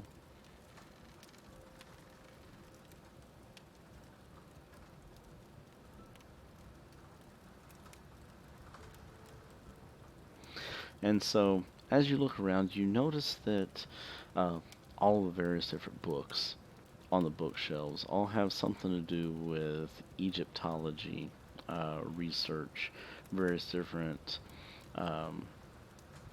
books or binders that seem to be involved with various different Egyptian expeditions. You get a feeling it's probably a research area for Egyptian studies, about Egyptian culture, about other expeditions and what they've discovered, and all kinds of different things like that.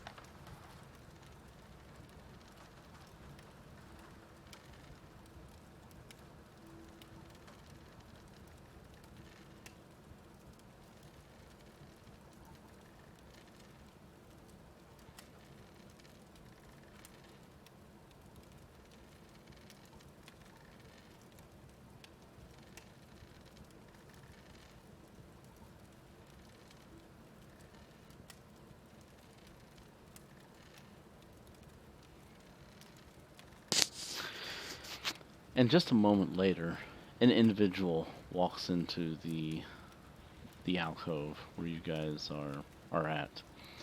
He notices Kansas looking around. Barney sees him, walk in as Barney sits where he's supposed to. The gentleman kind of clears his throat a little bit and says, "Good morning, gentlemen. My name is Thomas Kennery. I am Mr. Gavigan's private secretary.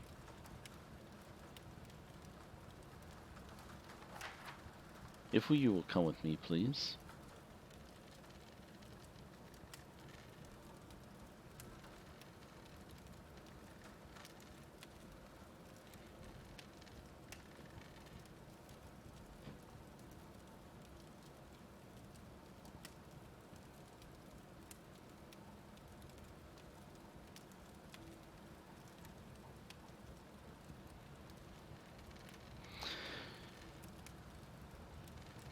You're greeted, and you're taken along the first floor corridor to a doorway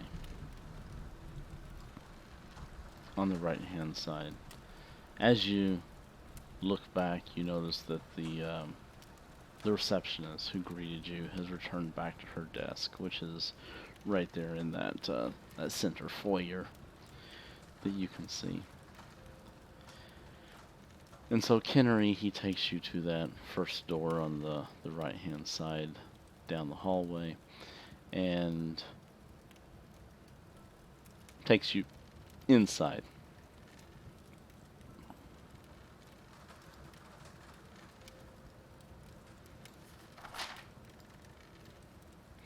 There's several chairs here lining the walls.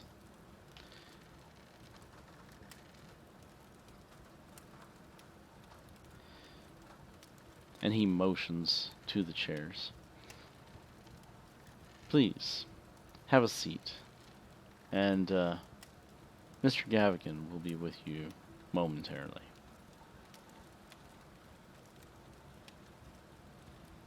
And with that, he walks through the other doorway that is on the east side of the room.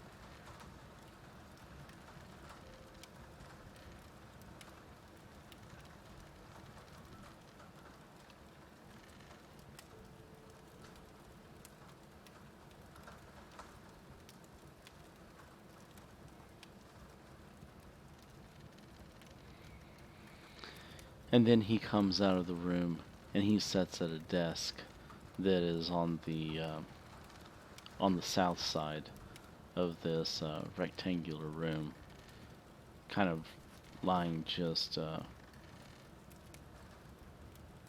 next to the two doorways. He shuffles some papers. He appears to be writing down some notes, tending to various different tasks.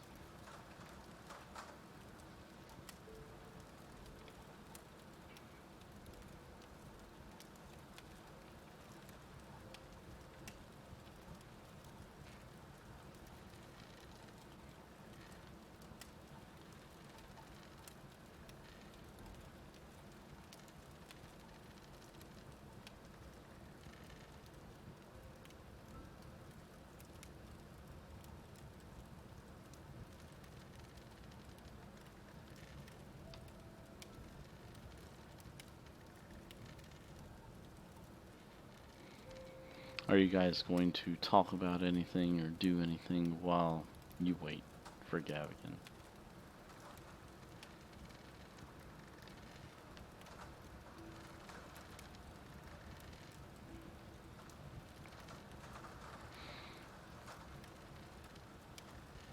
Yeah, you wait there for several minutes. Not an extraordinarily long amount of time. And then Gavigan. Let me see if I can find a photo of Gavigan.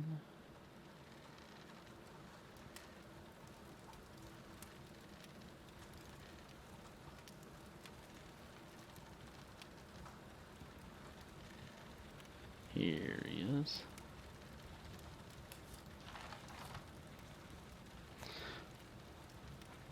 A man walks out of the easterly doorway.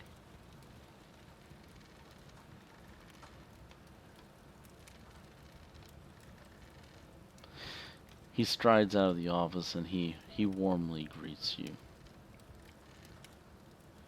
Good morning, gentlemen. Thank you for waiting for me. I understand that you wanted to speak to me about Jackson Elias.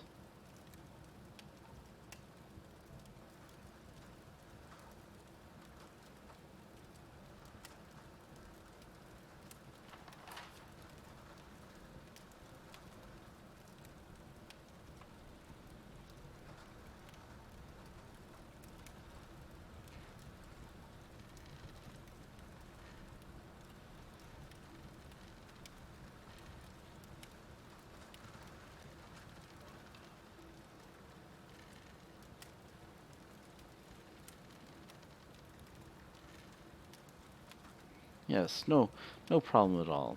It's early in the morning and the real work hasn't quite started yet. Please come into my office so that we can talk.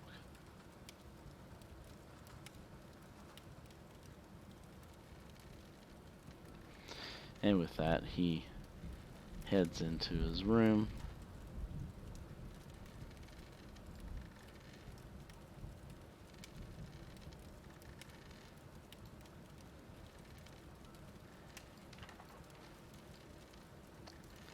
And he has a seat behind his desk, and he invites both of you to sit in the chairs that are available in his room.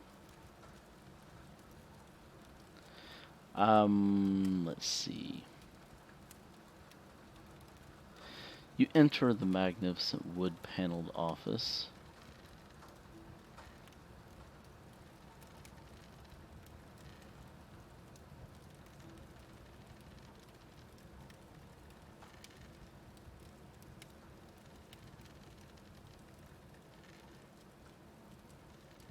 Give me a spot hidden roll from both of you.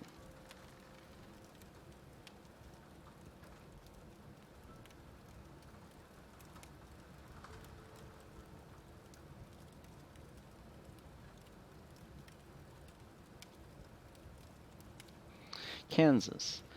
As you look in the room, you kind of glance off to the side, and I mean, it's not particularly hidden per se, but just because of the decor in the room and everything else, you kind of had to make a point of looking over in that direction. But you spot a modern safe built into the floor in one corner. Its door is slightly ajar.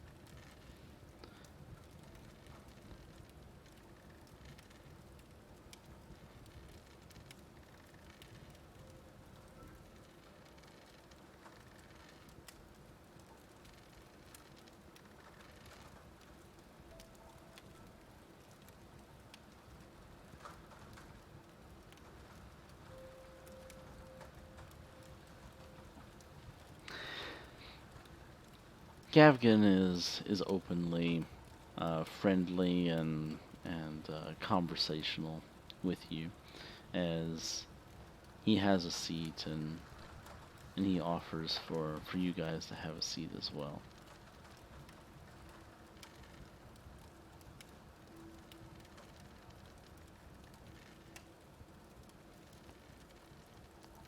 Let me see if there's anything else. The office is kept clear of clutter, and his desk is relatively free of paperwork.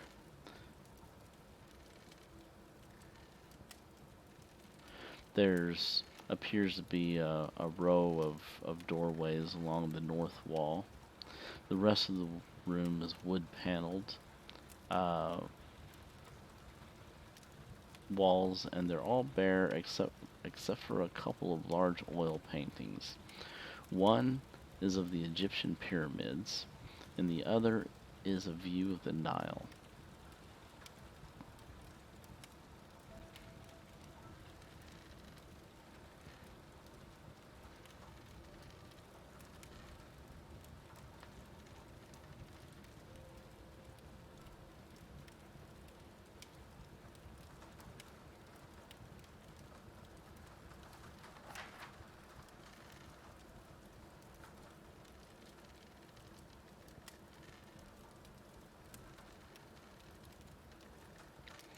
There's a photograph that is sitting on the desk in a silver frame.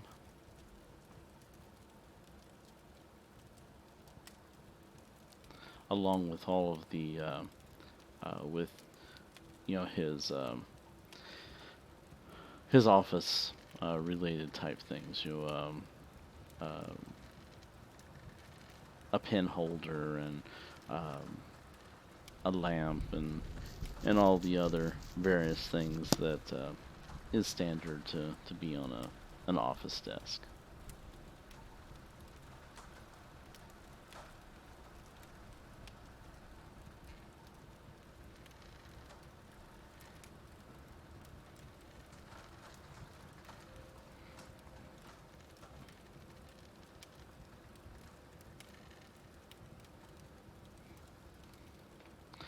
Yes, yes. Well, the exhibit will be open, you know, later on. So, if you have time, please come in and have a look.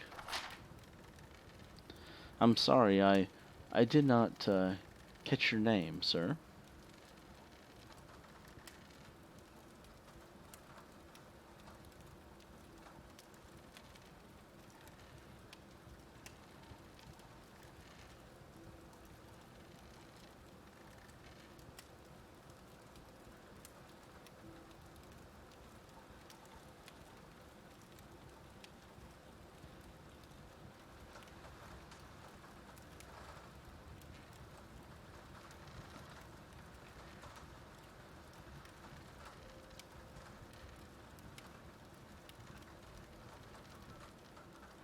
Ah, yes, yes. Mr. Peters, I have heard about you. You are an Egyptologist yourself, from what I understand, and of course, who could not know the esteemed Covingtons? They are well known here in London.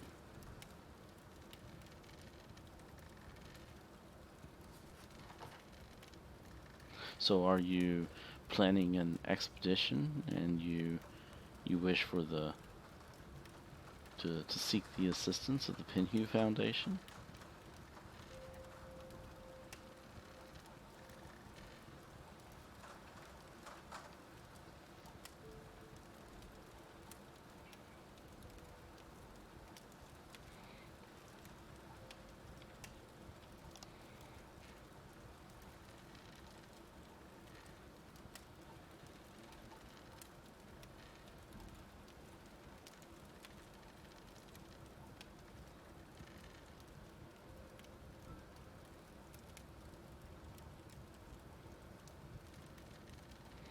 Yes, it is our specialty. We uh, take great pride in helping to unearth the uh, discoveries that wait for us in Egypt.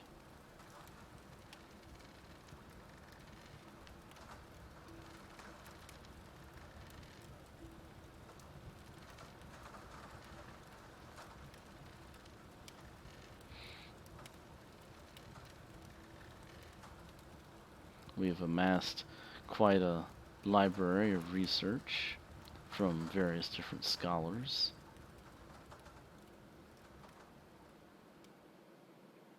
and we have offered uh, assistance to a great number of expeditionaries.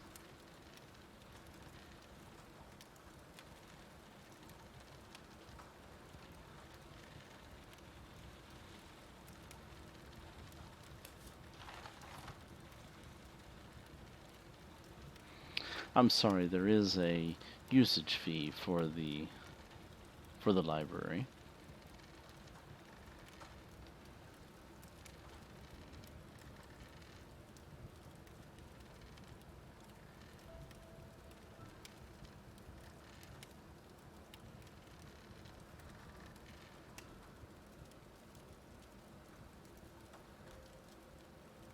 Yes, I'm very sure that you can. It is mostly what we consider a donation, with um, a modest donation of £10 per person. You have access uh, to our research facilities for 12 months.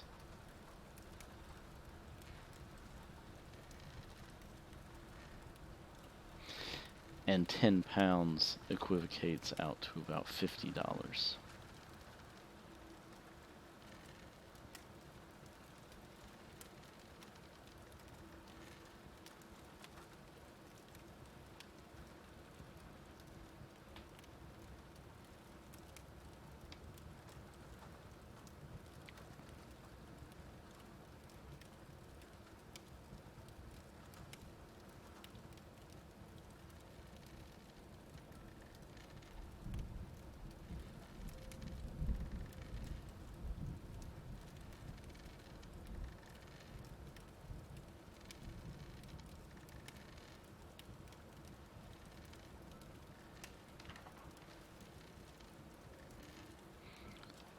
So anyway,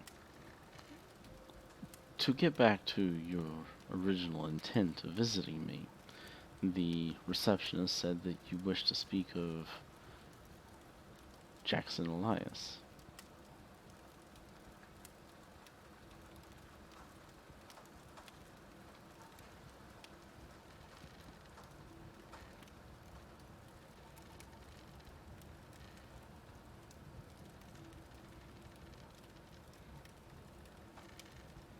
And how is Mr. Elias doing? Oh, the museum is free. There is no fee for visiting uh, the items within the museum.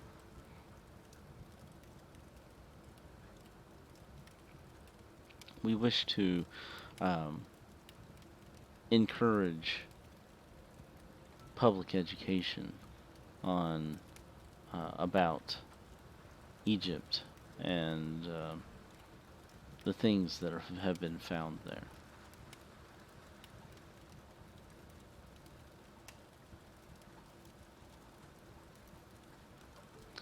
Yes, yes.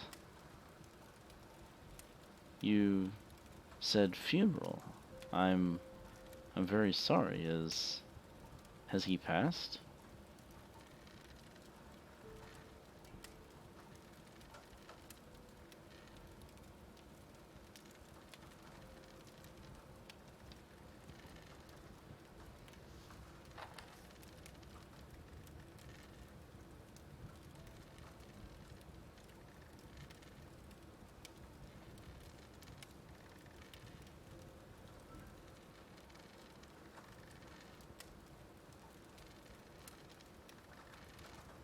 Oh, oh, that is terrible. I'm so sorry.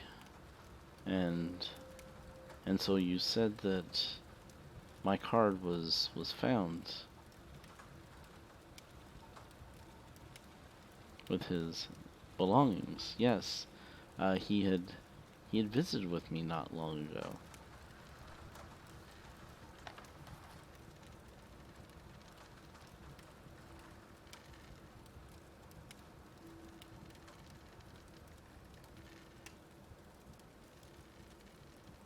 He seems deeply saddened by the news of Elias's death.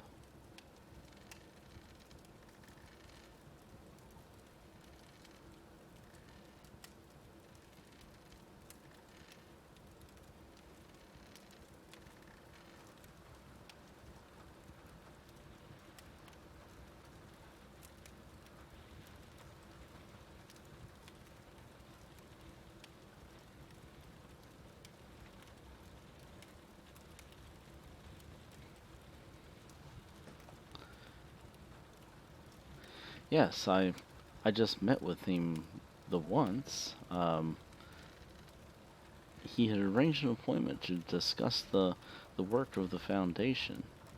He said that he was collecting background research on our involvement in supporting the Carlisle expedition.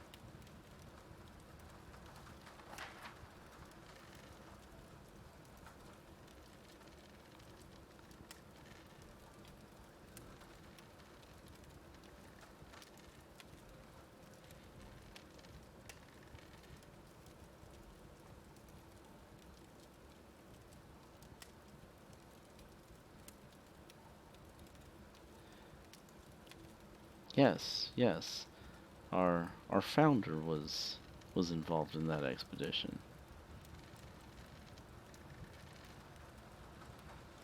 I was pleased to talk to him about our role in granting funding and assistance and arranging travel permits and the like. The meeting, however, was really quite short, and after bidding Mr. Elias a good day, I never heard from him again.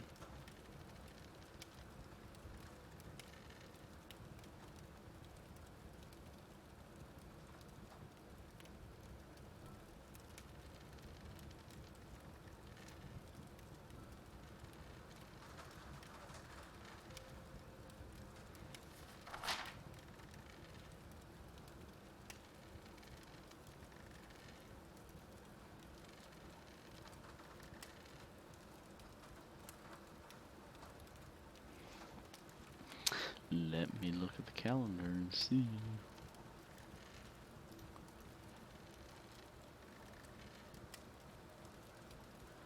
Let's see. We've got...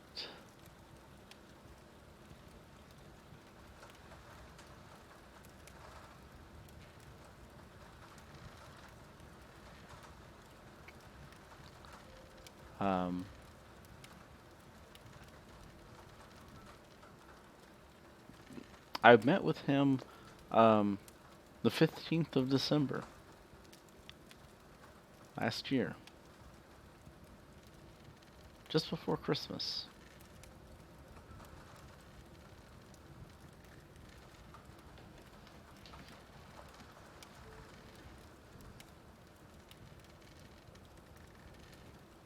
Ooh, I just crashed.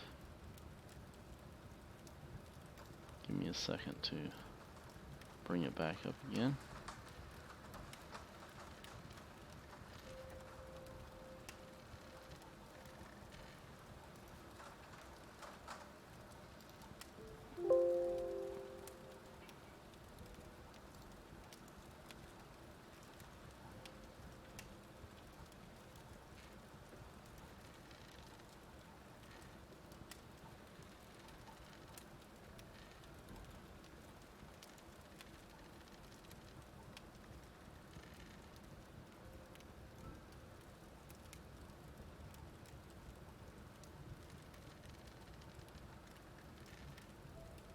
Alright, it's back up. You guys should be automatically reconnecting. Yep, loading.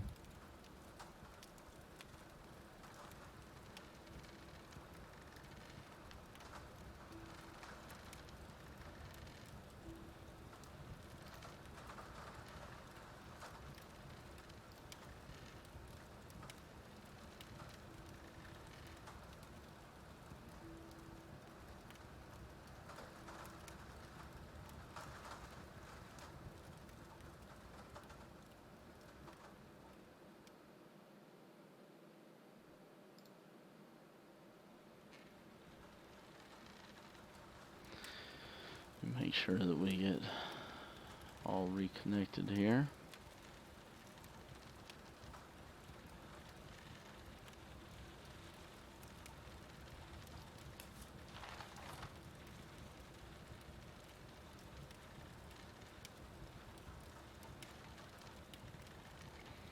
Once you guys are all loaded in, let me know.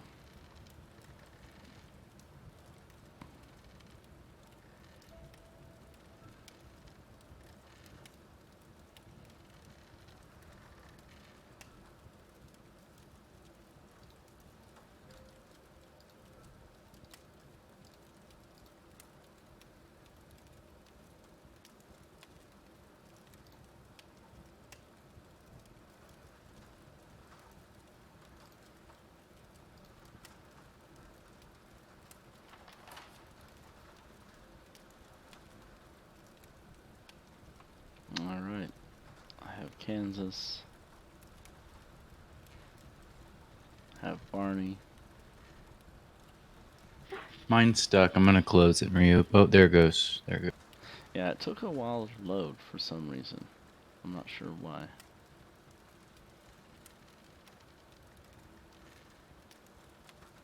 When I was connecting with my my player client.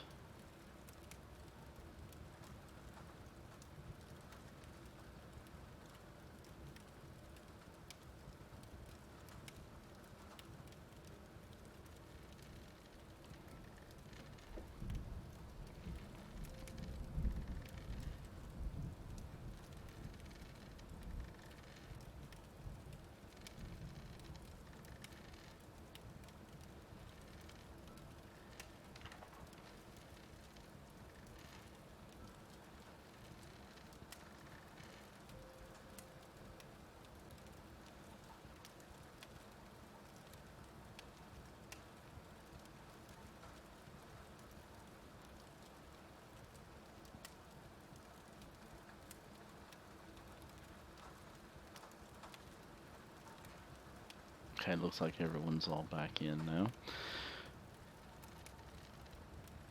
Alright, so he tells you that he saw Jackson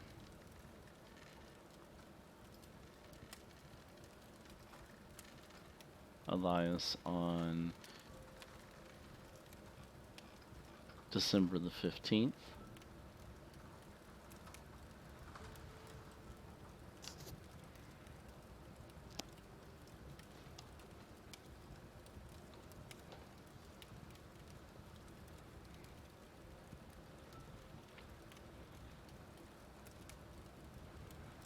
I'm going to create a entry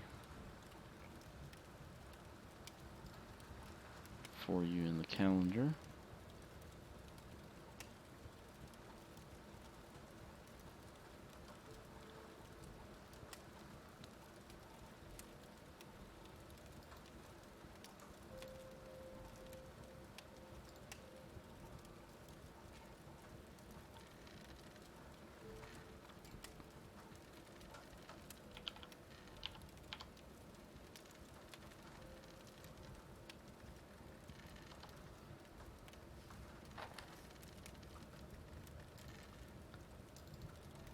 December the 15th,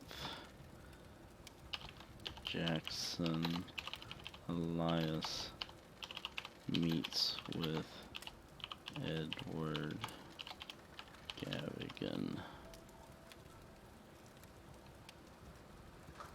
Okay, you guys should see that entry in the player information on the calendar.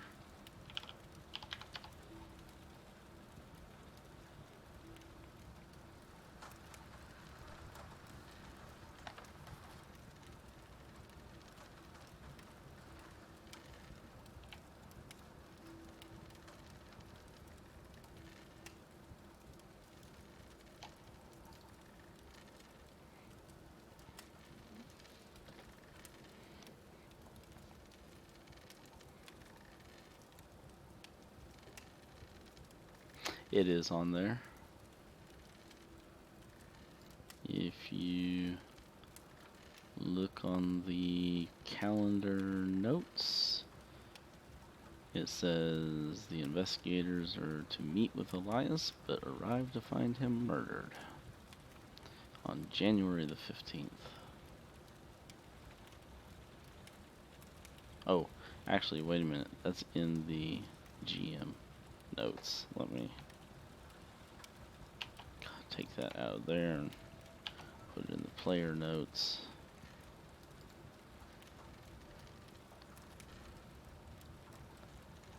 There we go.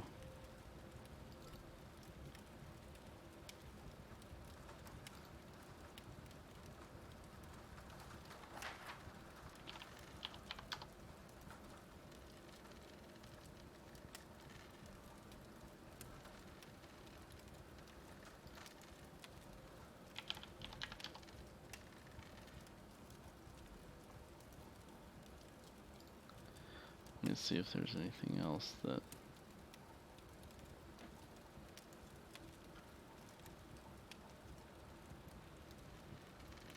It looks like everything else is all in player view.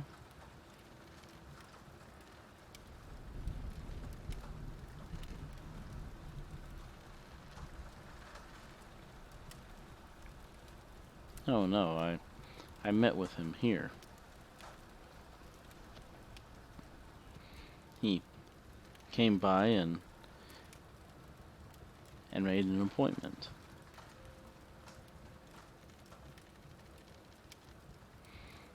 As I said, he wished to talk about the Carlisle expedition.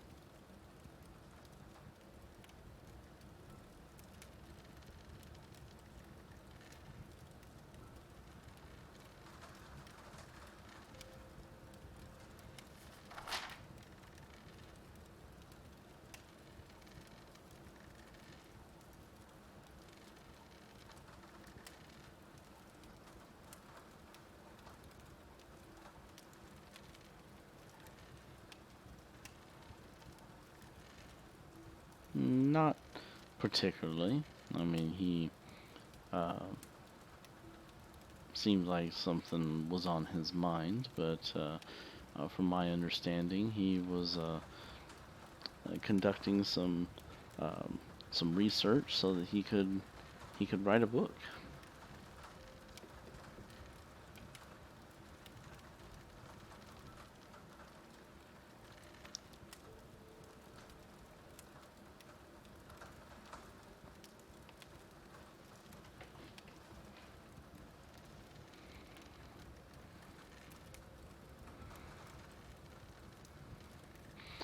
Well, like I already said, I talked to him about the Foundation's role in granting funding and travel permits and all that sort of stuff.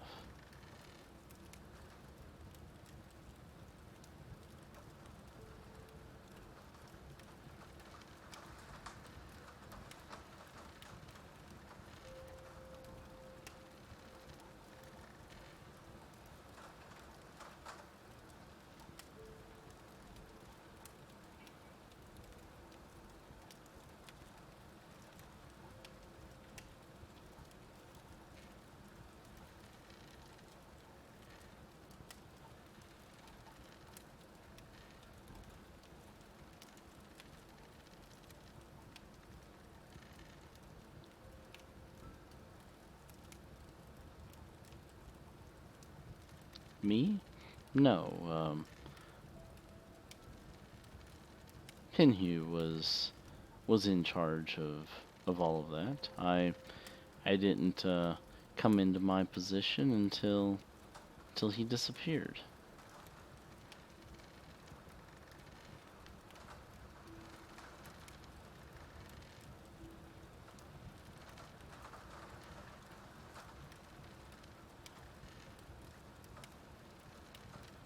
No, no, he just strictly wanted to talk about the Carlisle expedition, and that was it. Now, is there anything else that I can help you with? You mentioned something about wanting to see the exhibit hall, or um, placing a donation to access um, the research center.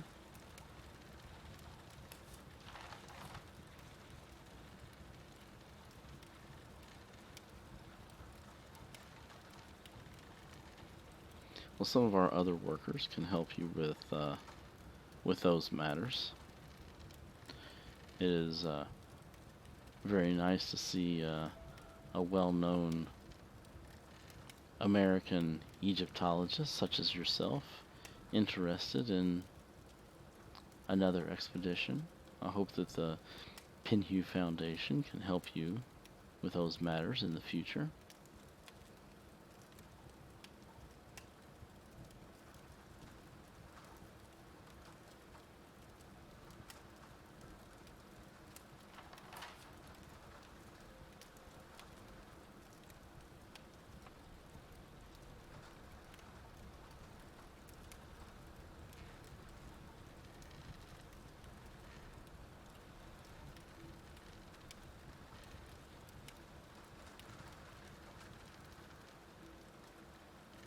Yes, Mr. Covington,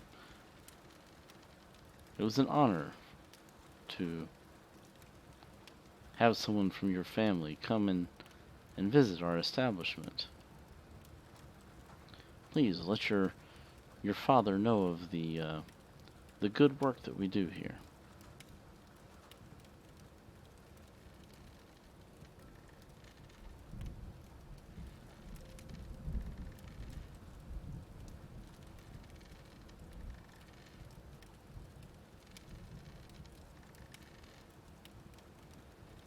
Now, if you don't have any questions about the Carlisle expedition or anything else, then um, I'll see you out of here.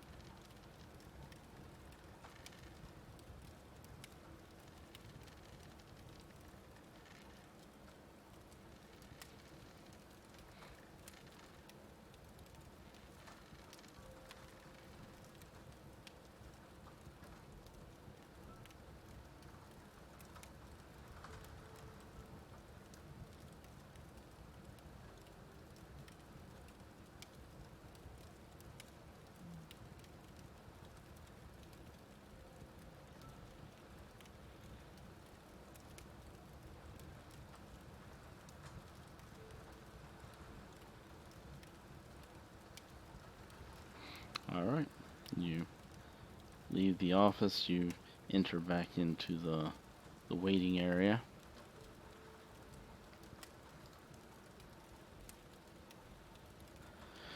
With the secretary.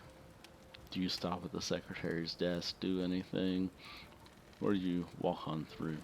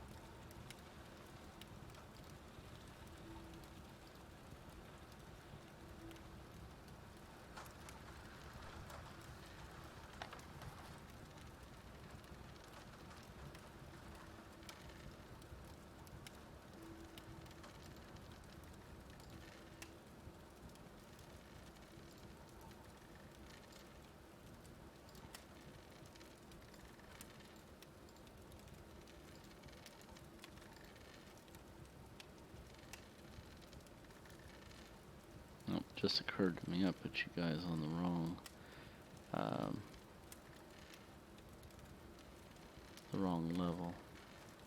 layer. So let me put your tokens on the correct layer. The player layer. There we go. Kansas and Barney on the player layer.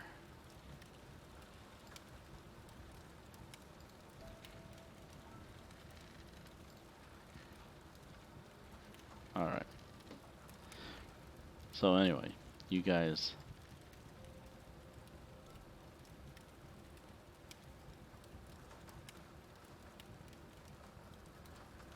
pass through the reception, or pass through the secretary's waiting room area.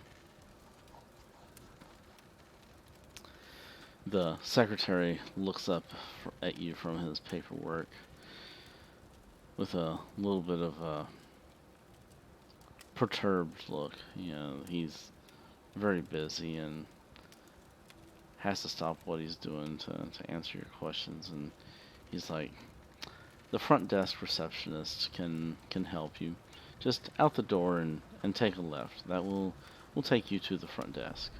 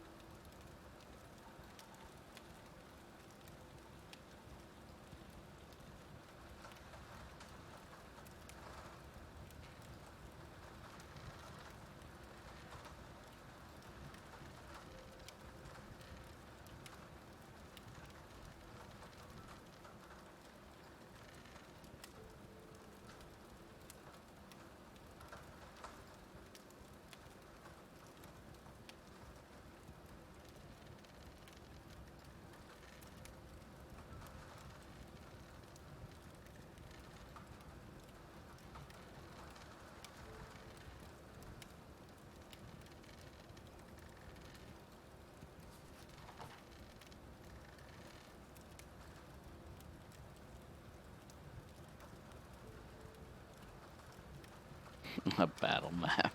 It's funny how every single time there's a map for something, it's a battle map.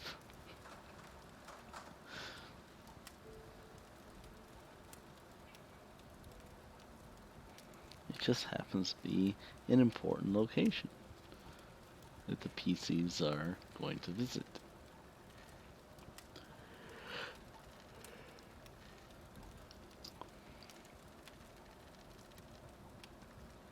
The front desk receptionist greets you again and says, "Oh yes, I guess your meeting with Mr. Gavigan was fruitful then."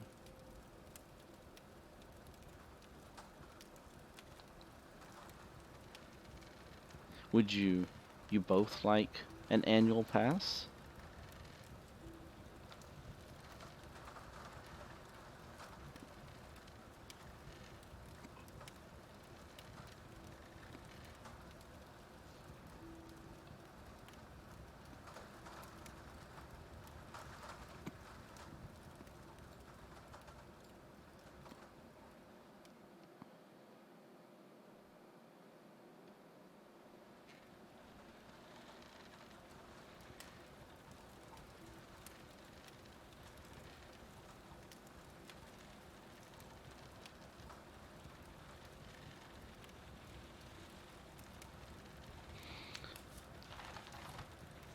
Well, the dues are £10 per person, sir.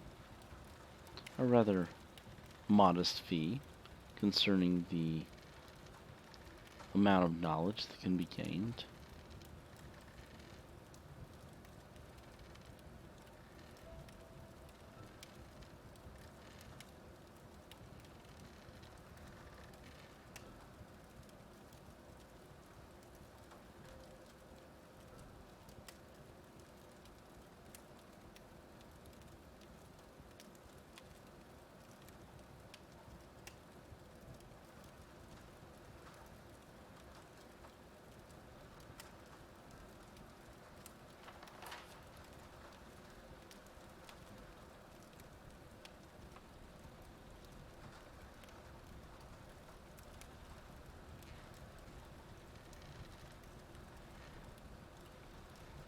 We have a badge that we will give you. And you just wear your badge whenever you wish to access the contents of the research. And that way we know that you are a donating member of the Foundation.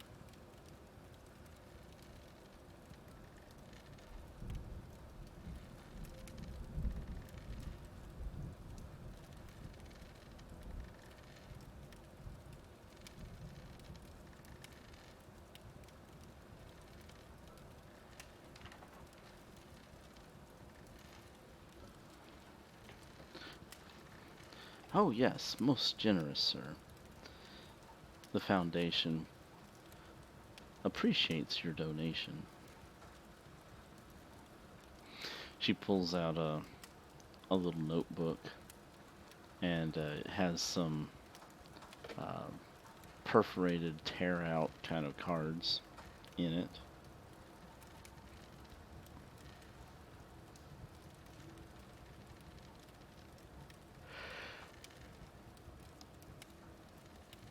Now, what are the names of the individuals who you would like these cards to be made out for? Or the passes to be made out for?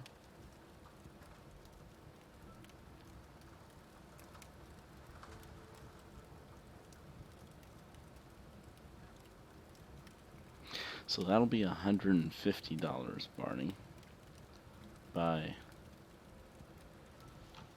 dollar standards. So does that fall within your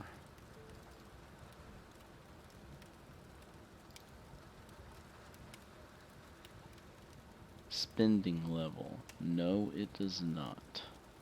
So I need for you to give me a credit rating roll.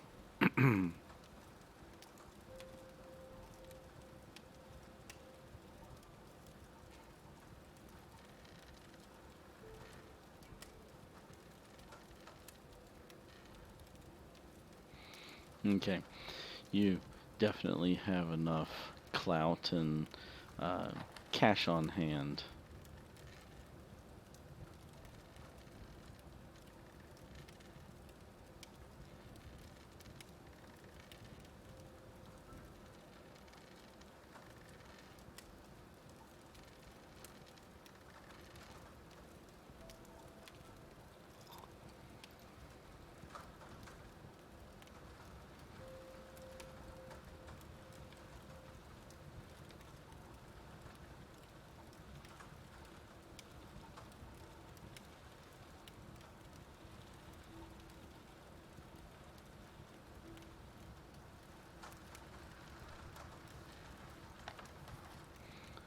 Okay, so you give her the names of the individuals. The first one will be Kansas Peters. That is a very interesting name, sir.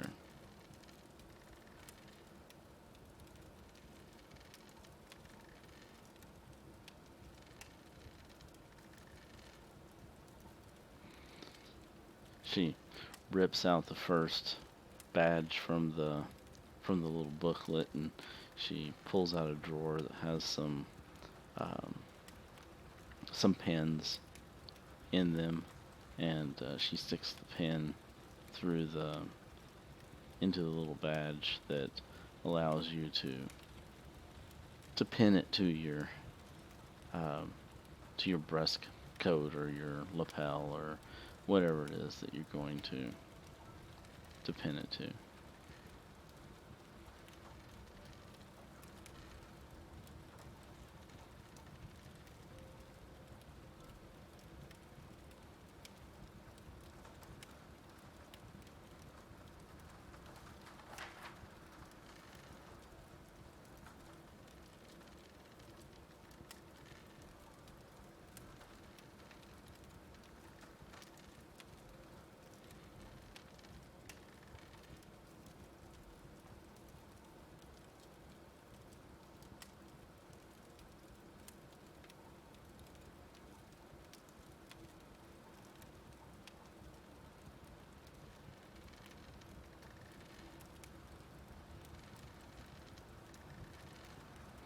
And you want the other two made out to Chappie and to Alonzo?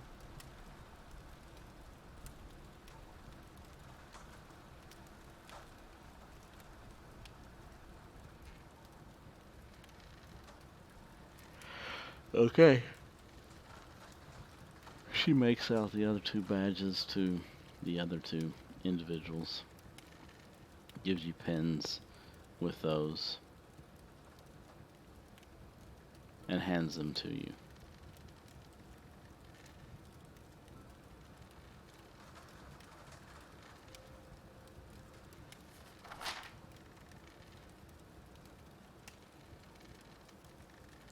There is a date that is written on the pass as well.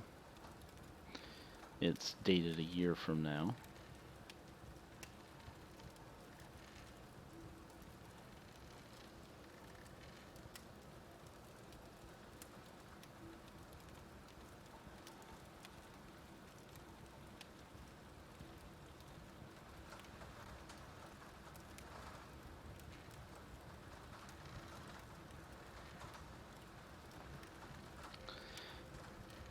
Good day, gentlemen, and remember,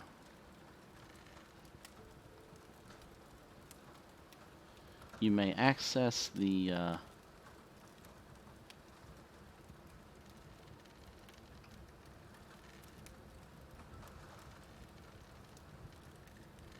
let me find the times here.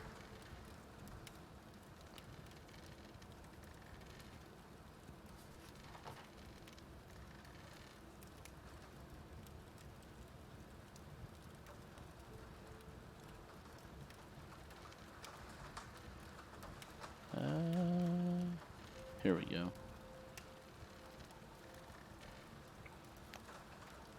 Remember, you may access the research library.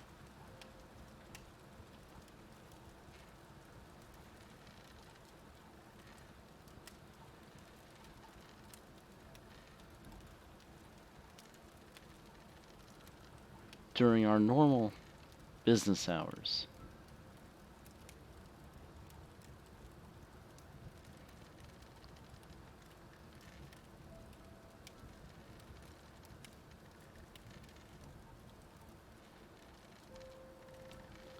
Actually, I think that you can actually come other.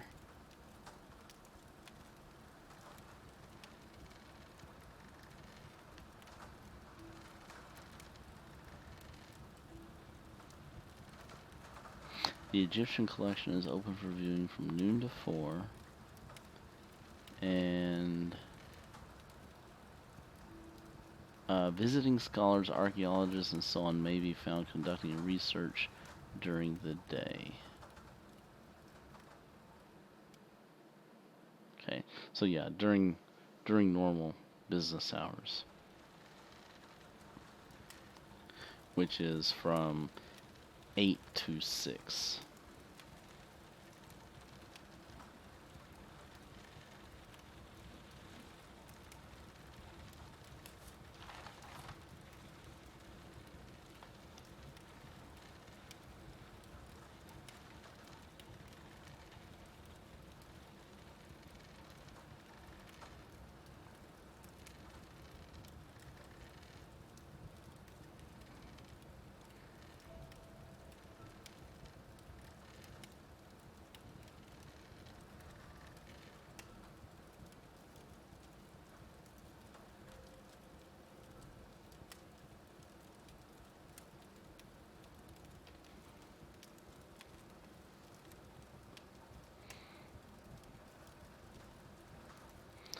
And so, as you guys are handed your cards and you're wished a good day, then what do you do?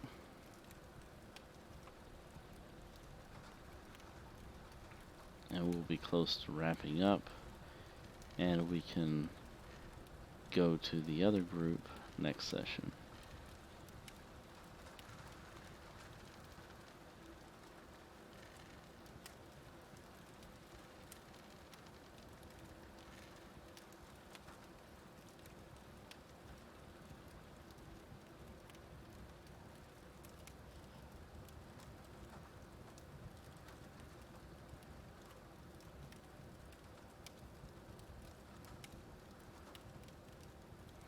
Okay, so you're going to continue to stay with Kansas.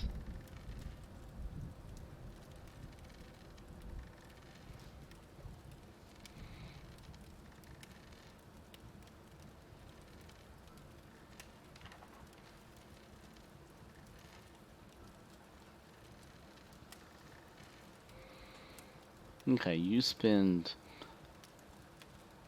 a good amount of time in here just perusing over the materials. Both of you give me a library use roll.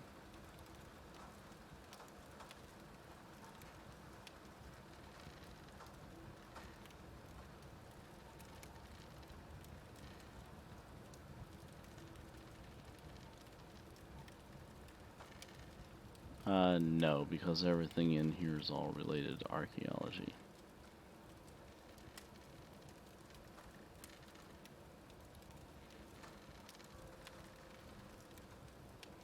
Okay, give me a 1d4.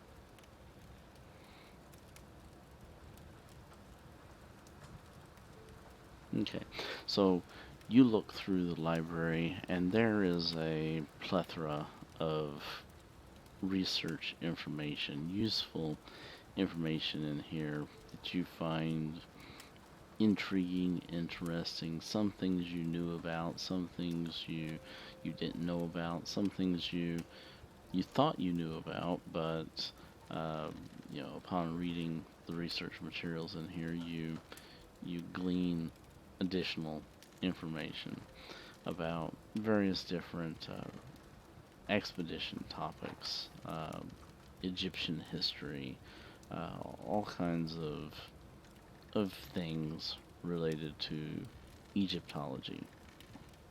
Um, Give me an archaeology roll at this point.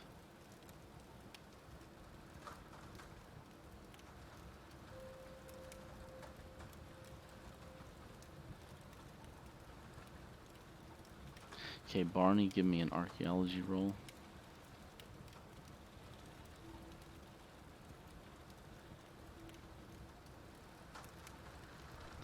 Give me a 1d10.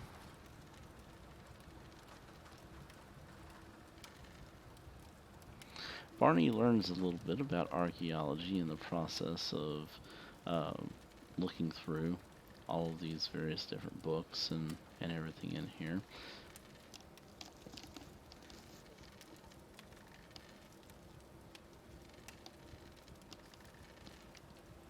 So this was basically like an improvement roll, Barney. You failed, and so you gained 4 points in archaeology.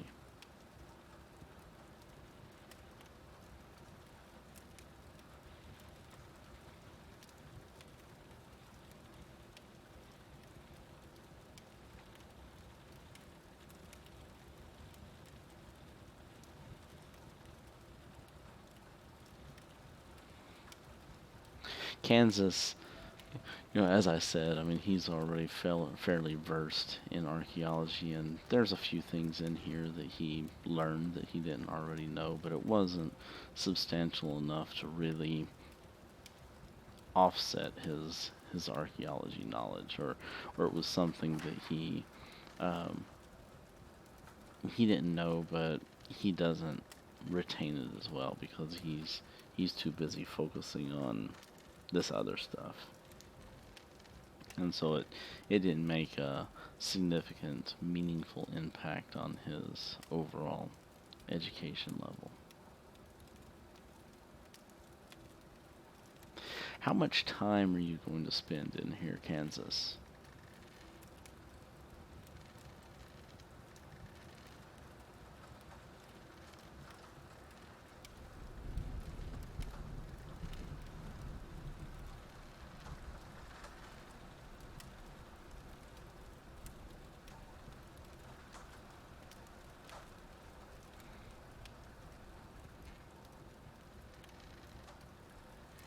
Okay. So you spend the day in here reading through everything. Barney maybe gets bored with it at some point throughout the day. Maybe he meanders up and he looks through the Egypt Museum exhibit, at some point. But eventually he leaves and he heads off to go do something else.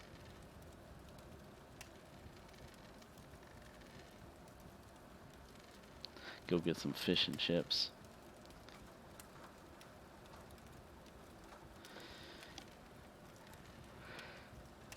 Throughout the day, there are other scholars that come into the room, conduct research, and look through the various different tomes and research papers and everything else that is collected in here.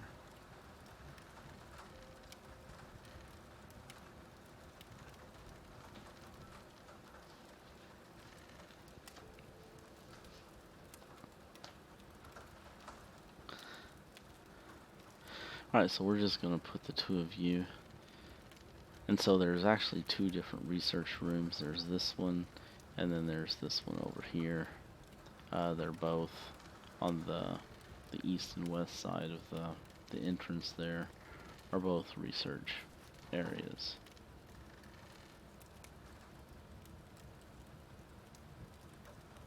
for visiting scholars.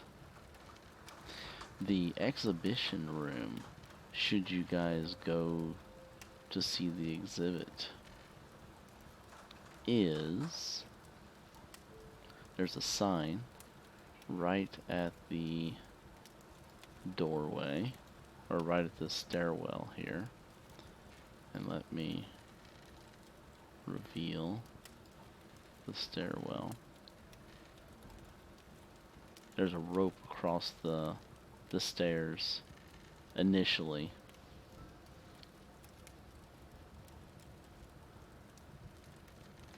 But then at noon, the rope is pulled back, allowing access, and you see various different people coming in and throughout the day. And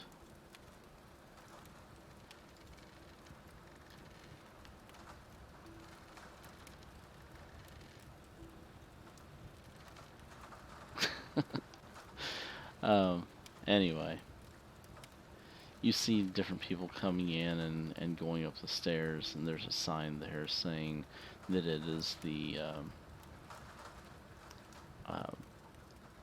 Egyptian Exhibition Hall. And I'm sure probably at some point during the day you meander up and you just kind of take a look at the exhibition hall. So I'm going to reveal that area on the map.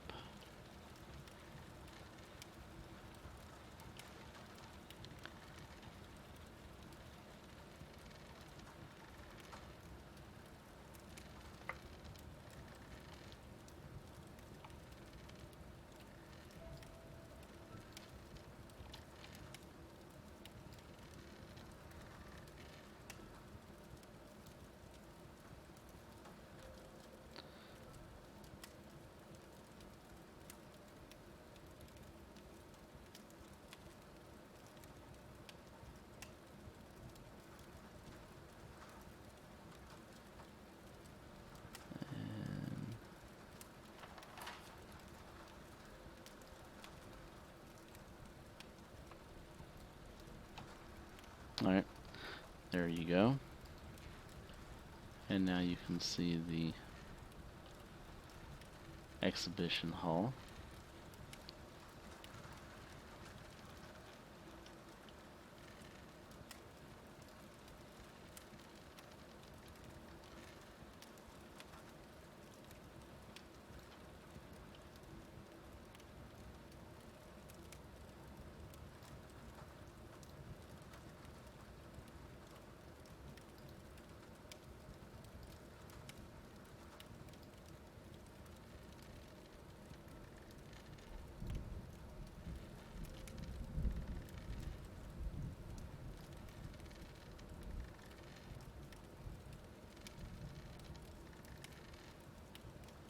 And there are some doorways that are exiting from the hall, but they are locked.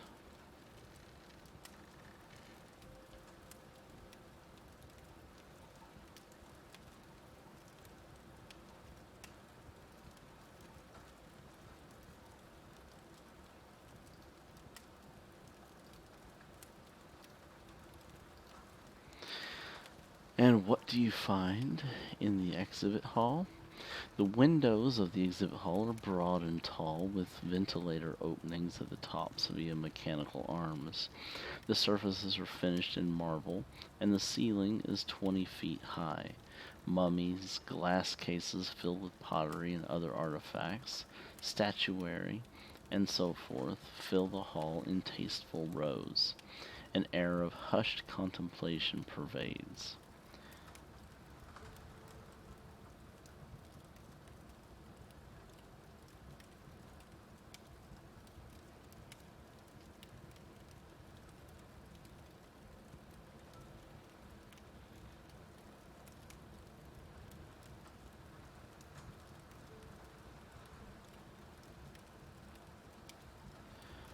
There is an attendant in the hall who was available for answering questions or helping people with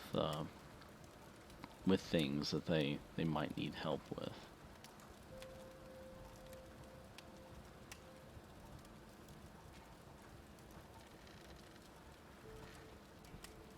You notice one of the doors on, there's a sign on one of the doors that says, examination room.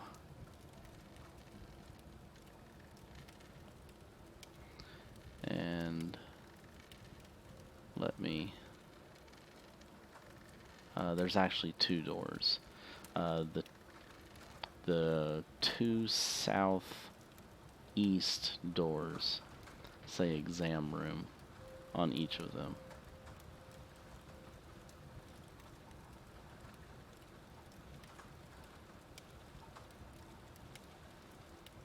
You don't know. Do you inquire of the attendant who is helping people up here?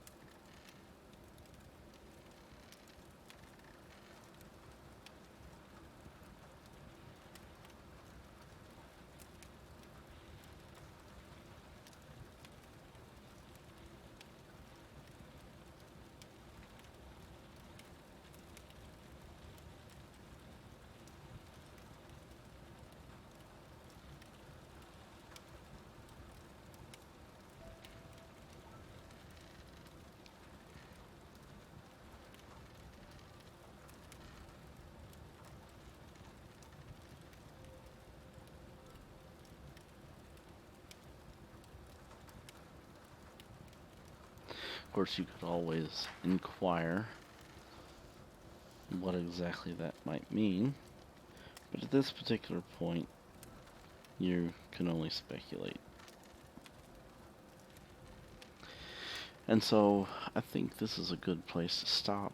You guys have a general layout of what's here.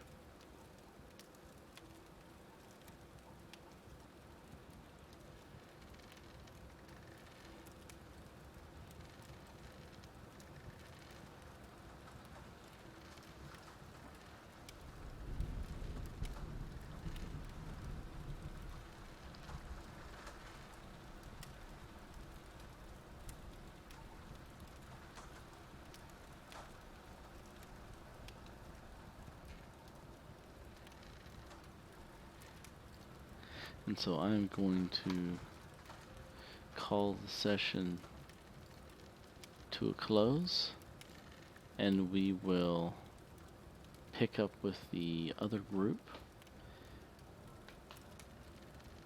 going to Scotland Yard next session, and perhaps maybe Chappie and Alonzo will be with us so that we can do something with them as well, unless they're just still trying to recover from whatever was delaying them.